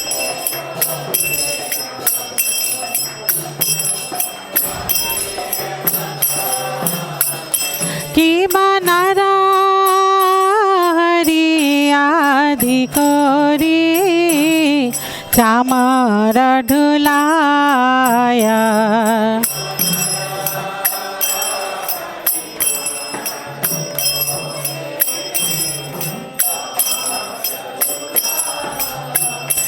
की बनरा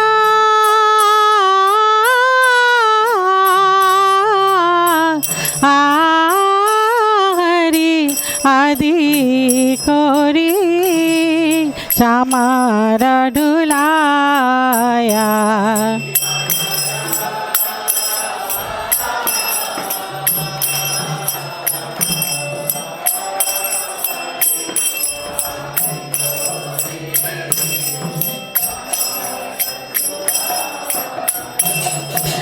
संजय मुकुंद वसु घोष आदि गाया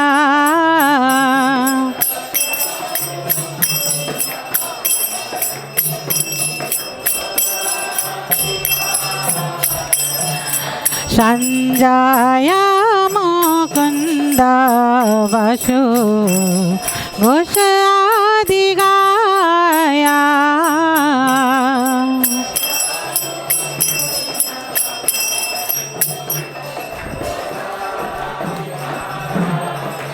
की शंखो बाजे घंटा बाजे बाजे करताला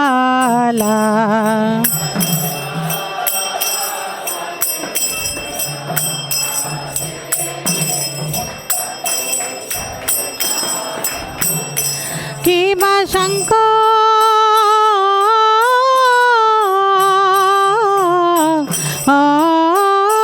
बाजे घंटा बाजे बाजे करताला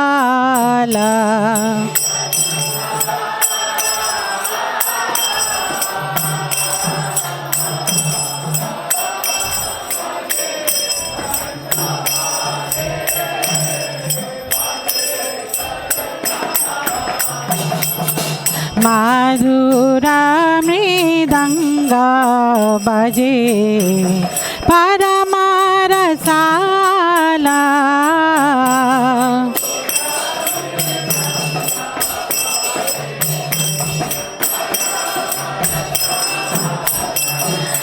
माधुरा मृदंग बजे परमरसाला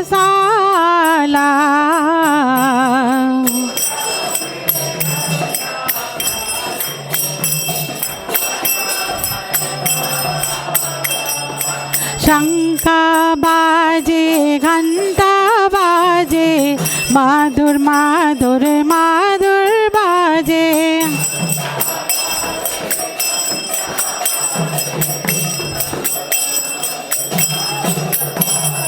शंख बाजे घंटा बाजे माधुर माधुर माधुर बाजे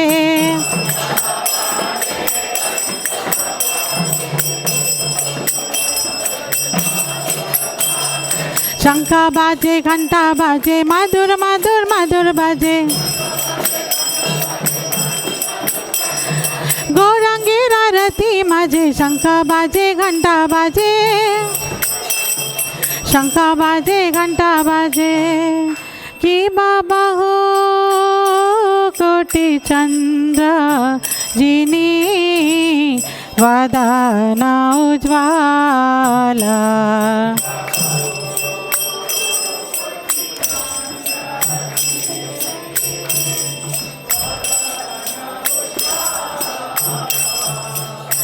गालदे सेवाना माला करे जाला माला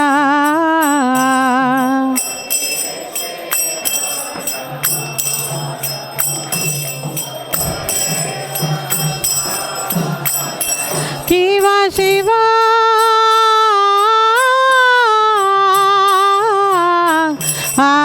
आशुक नारादा प्रेमे गदगादा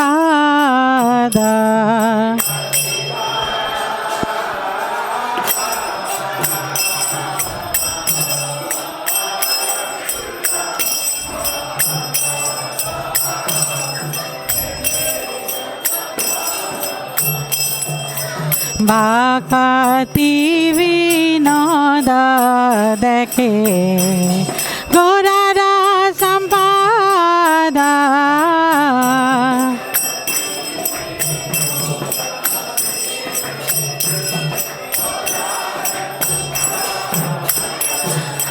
बाकाती विनोद देखे गोरारा संपादा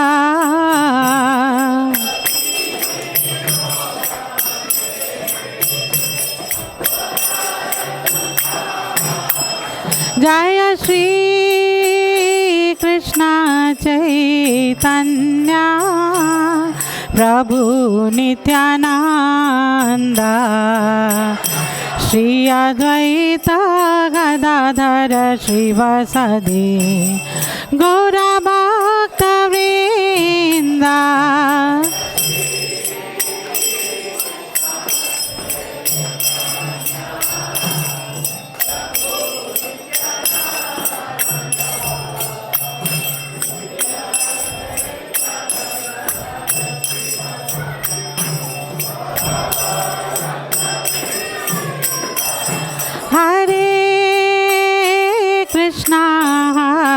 Krishna Krishna Krishna Hare Hare Hare Rama Hare Rama Rama Rama Hare Hare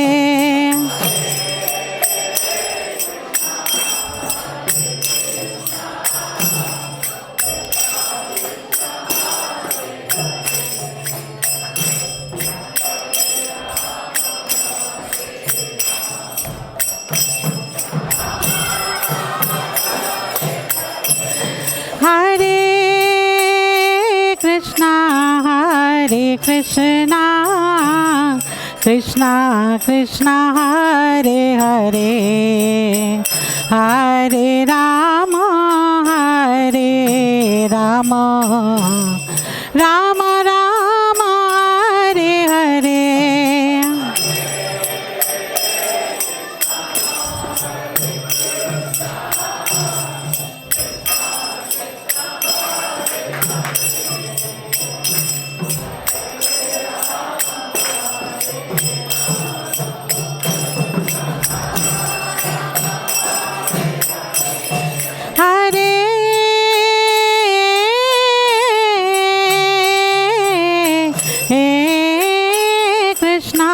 Hare Krishna Krishna Krishna Hare Hare Hare Rama Hare Rama Rama Rama Hare Hare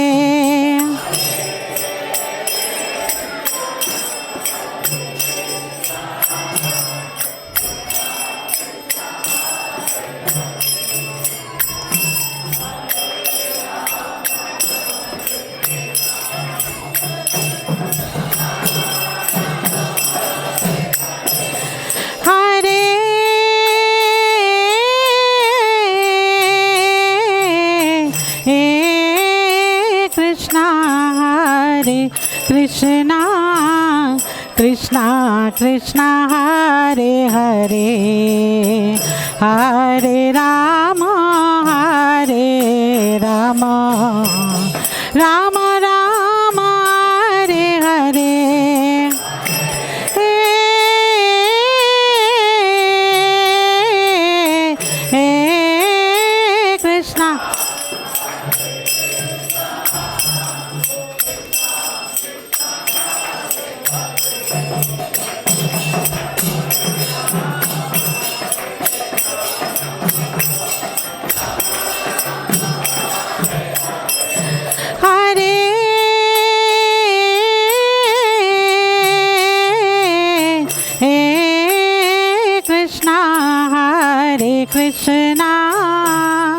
Krishna Krishna Hare Hare Hare Rama Hare Rama Rama Rama Hare Hare.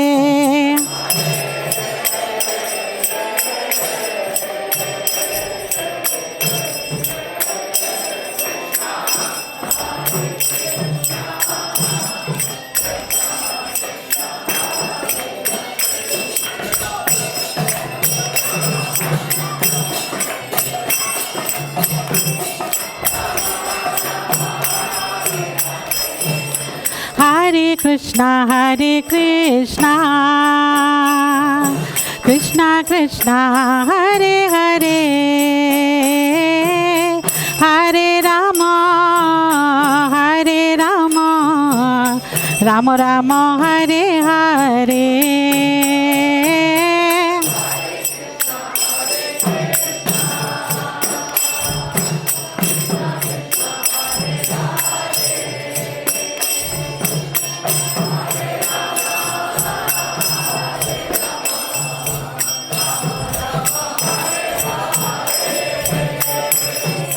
Hare Krishna, Hare Krishna,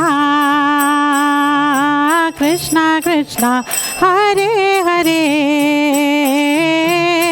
Hare Rama, Hare Rama, Rama Rama, Hare Hare.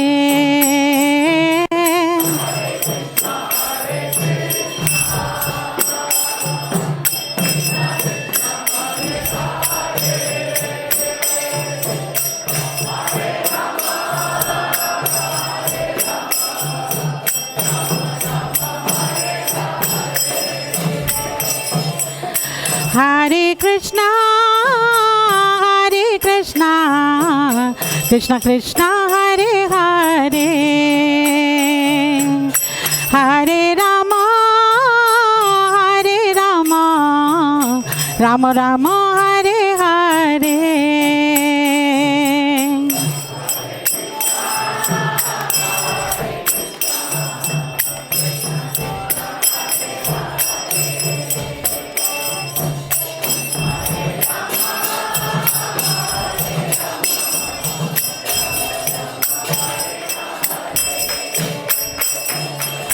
Hare Krishna, Hare Krishna, Krishna Krishna, Hare Hare, Hare Rama, Hare Rama, Rama Rama, Hare Hare.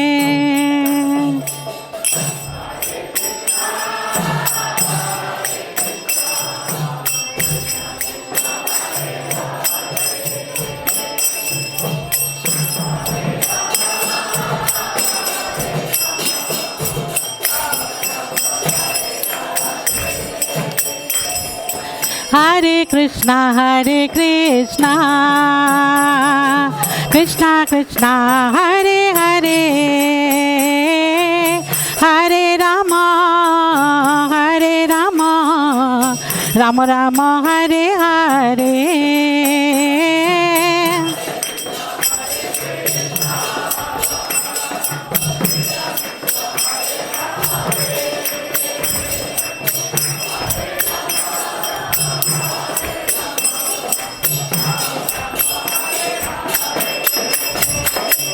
Hare Krishna, Hare Krishna, Krishna Krishna, Hare Hare, Hare Rama, Hare Rama, Rama Rama, Hare Hare.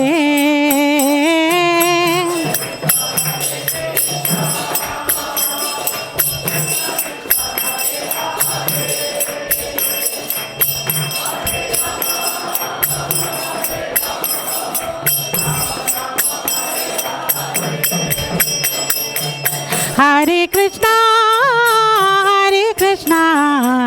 Krishna Krishna, Hare Hare, Hare Rama, Rama Rama, Hare Hare.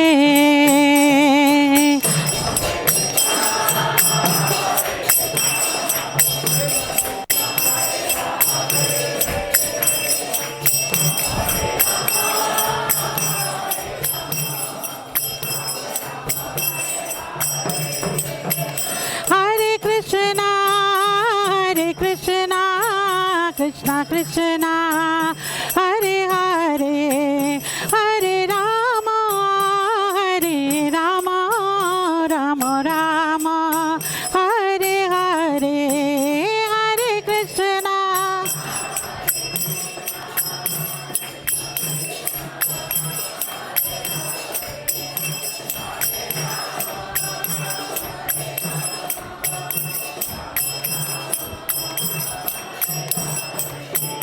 Jayo Radha Madan Mohan Radha Madan Mohan Radhe.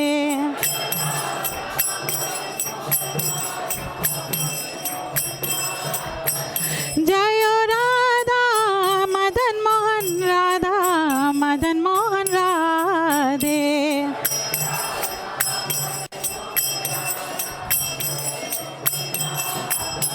Jayo Mahaprabhu, Jayo Mahaprabhu, Jaya Mahaprabhu, Jayo Mahaprabhu.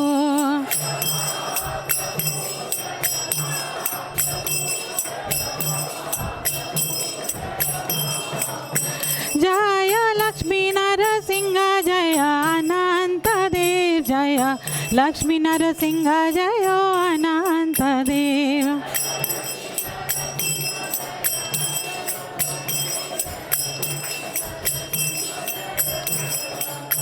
Jaya Jaya Prabhupada, Prabhupada, Prabhupada, Jaya Jaya Prabhupada.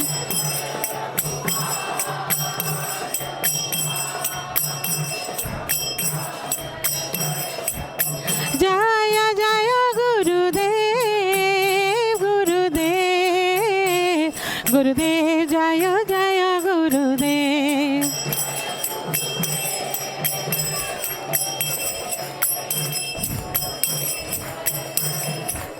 Nitai Gaura Hari Bol, Hari Bol, Hari Bol, Nitai Gaura Hari Bol.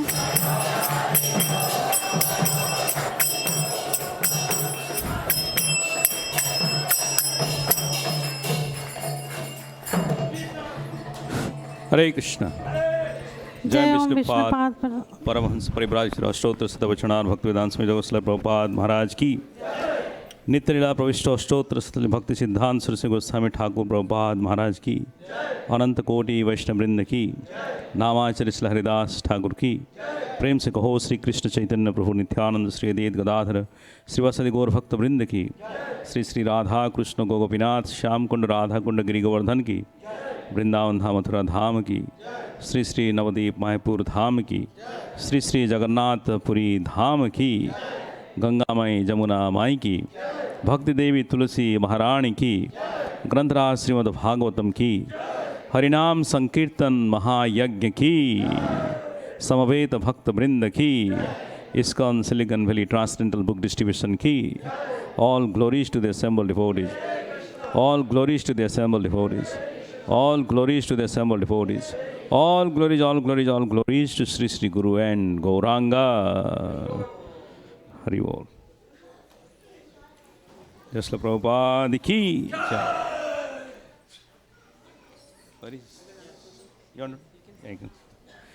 Hare Krishna. So this nursing prayer, sorry kids, I am going to sing today. Vishwadas Prabhu organizes all the Sunday feast kirtan and also he asked me to do. So one more announcement before I sing. We know our dear devotee, Pushta Krishna Prabhu. He's in the hospital, and not in the hospital, but he's in a last stage of his cancer. So we would request Nrsingadev to protect him in all conditions, in all respects. So our prayer definitely goes, so that, and also our second devotee, Ruby Mataji, Ruby Mukherjee, anybody knows? She's a Garland team. Just we came back from hospital, myself, Ananda, Abhay, we were there. And she has also gone through a cancer, and she's right now in rehabilitation center, but she's doing well. So we want protection, she recovers fast for Ruby Mataji, and for normalcy for Pushta Krishna Prabhuji. So please pray with deep attentions from the bottom of your heart for these two devotees especially. Okay? Thank you very much. Can you sing the full Narsinga prayer? Can I get a cushion more?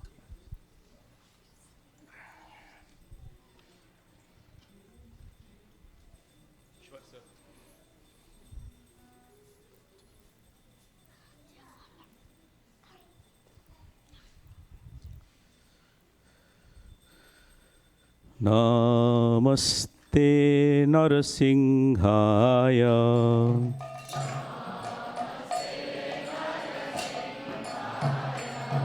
Prahlad-alhad-daine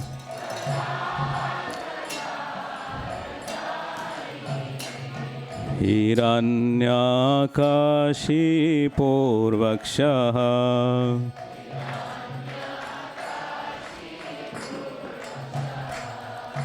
Shilatanka nakhalaye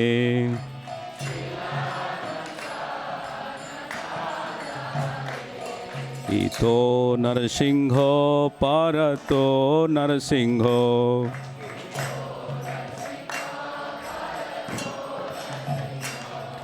Yato Yato Yami Tato Narasingho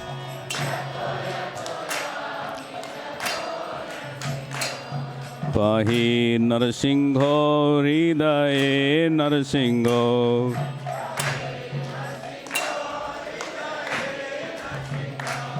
Narasinghamadim Saranam Prapade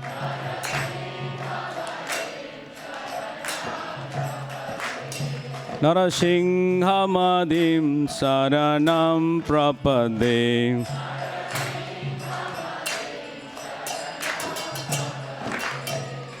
Prabhakara Kamalavare Nakam Vadbhuta Singha Dalita Hiranyakashipo Tanubhringa Kesavadhrita Narahari Rupa Jai Jagadisa Hare Jaya Jagadisa Hare Jaya Jagadisa Hare Karakamalava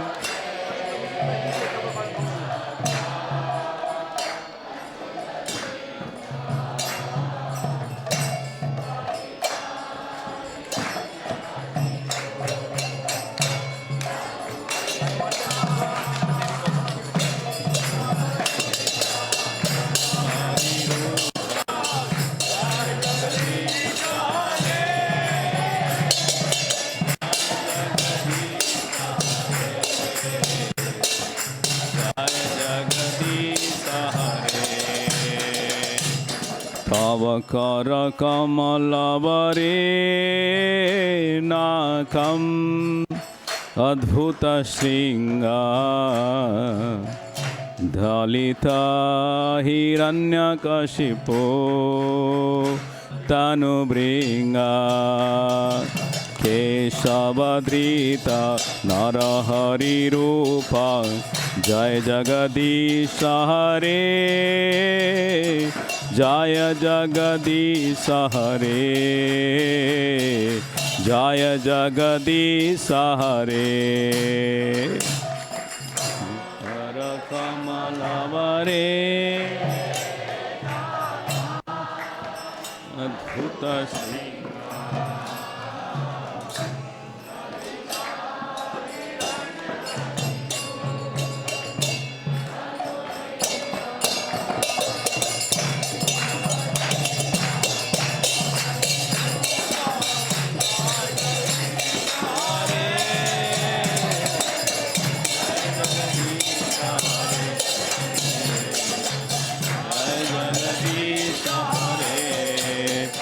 Jaya Narasingha Dev, Jaya Narasingha Dev, Narasingha Dev, Jaya Narasingha Dev.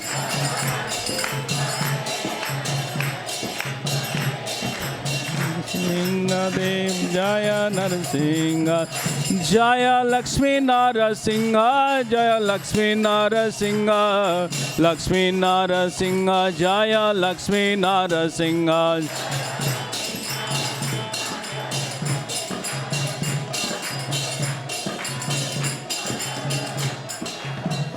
Jaya Prahlad Maharaj, Jaya Bhakta Prahlad, Jaya Prahlad Maharaj, Jaya Bhakta Prahlad.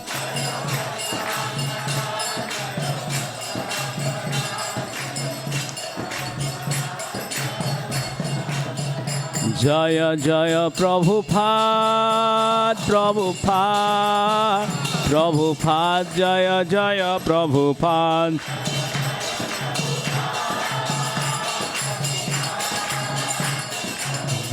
Jaya Jaya Prabhupada. Nithai Gaura Hari Bol, Hari Bol, Hari Bol, Nithai Gaura Hari Bol.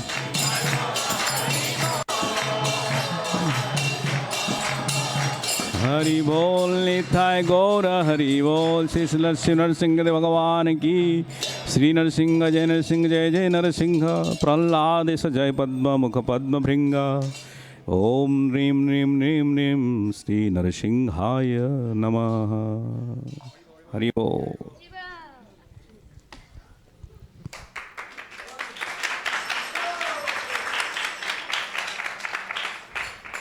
Hare Krishna. Hare Krishna. Krishna Krishna.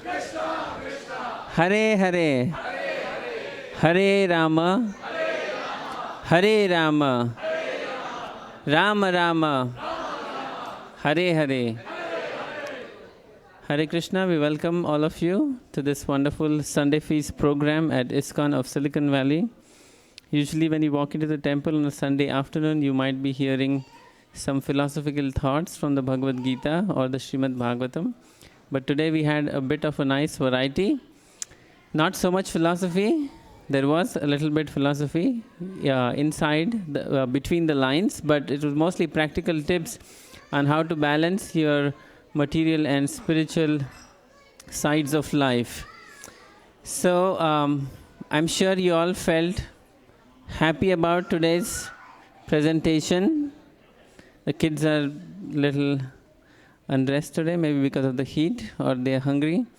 But we shouldn't miss to give another round of applause to Malini Mataji, who brought the presentation.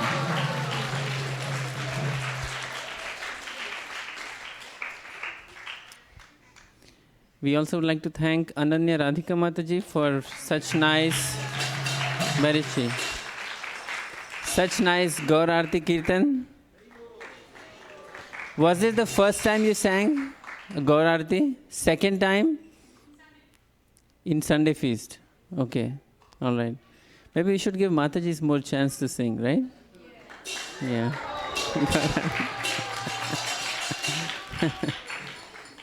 All right.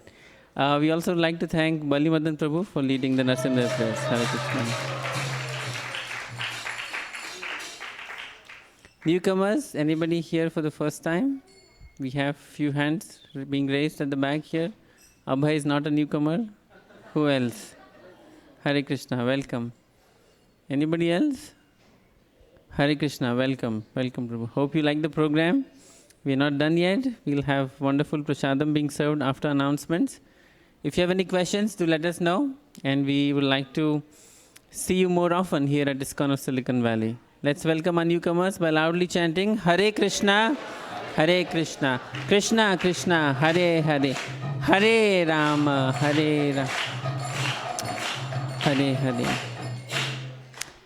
So Ram Priya Prabhu and Sita Rani Mataji, they are sponsoring for their daughter's birthday.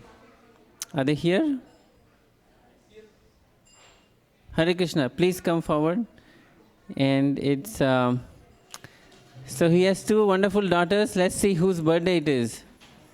It's a suspense for me. You need to face the audience. Yeah. So whose birthday is it? Let's see who says first. Whose birthday is it today? Oh, or this week? It's your birthday. Wow, very nice. Can you tell us your name? Sanskriti. Sanskriti. How old are you now? 10. Wow, she's 10. And tell us what you like most at the temple. I like to live book distribution. You like book distribution.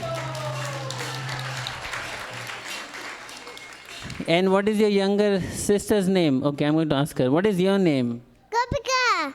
Gopika. It's not your birthday, right? It's not my birthday. But you came along with your sister to give her some support, right? No.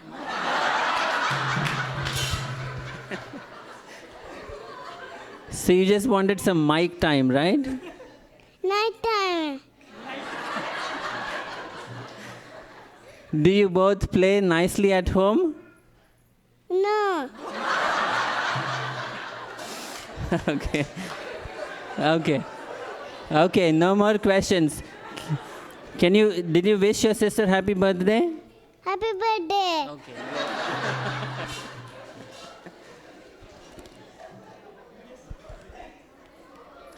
We can have a lot more entertainment if I keep asking her questions. but at this point, I'm going to give this wonderful return gift, this card and Mangalarati sweets for both of you. Thank you. Can you both, before I let you go, can you both say Hare Krishna? Hare Krishna. Hare Krishna. Thank you. Hare Krishna. Hare Krishna, Prabhu. Thank you. All right. So now we'll announce the cooks for tonight's feast. I do see that we have a little bit lower turnout than usual today. Maybe it's because it's too hot. Is it hot? Does it feel like India? Yeah, okay, all right. So that means you must be hungry, right? So all of you eat twice of as much as you usually do. All right? Haribol. Hare Krishna. Today's cooking and cleaning was done by Ujjvala Rasa Mataji, Tripti Mataji, Shriram Prabhu, Kanika Mataji, Upasana Mataji, Tadya Seva Prabhu, Parth, Anushri, and Manya.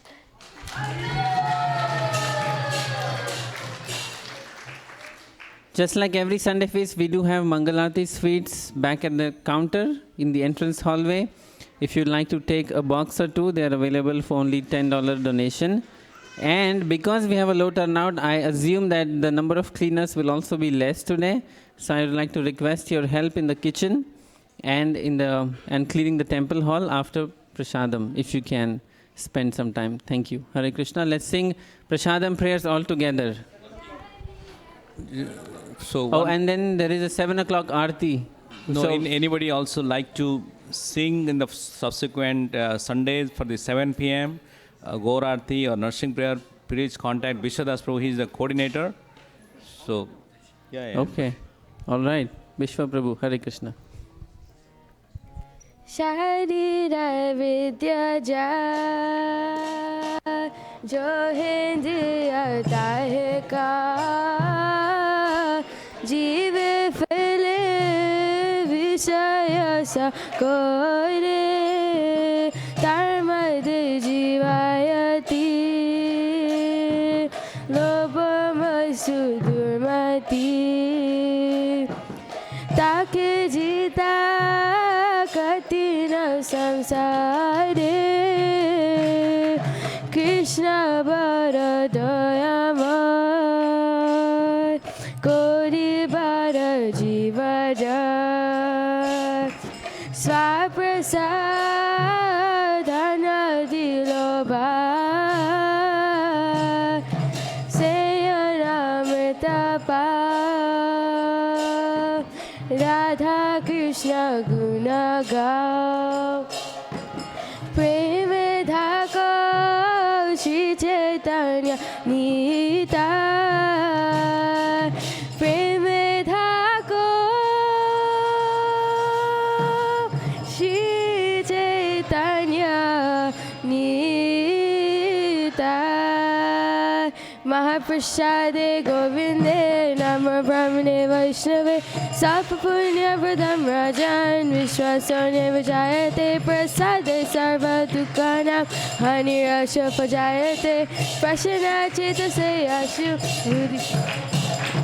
Tvayoka Bhukta Sargana Vasamankar Charchita Ushista Bojino Dasastavamayam Jahimahi Bhagavad Shri Mahaprasada Ki Jai Nitai Gaura Haribo Haribo Haribo Nitai Gaura Haribo Nitai Gaura Haribo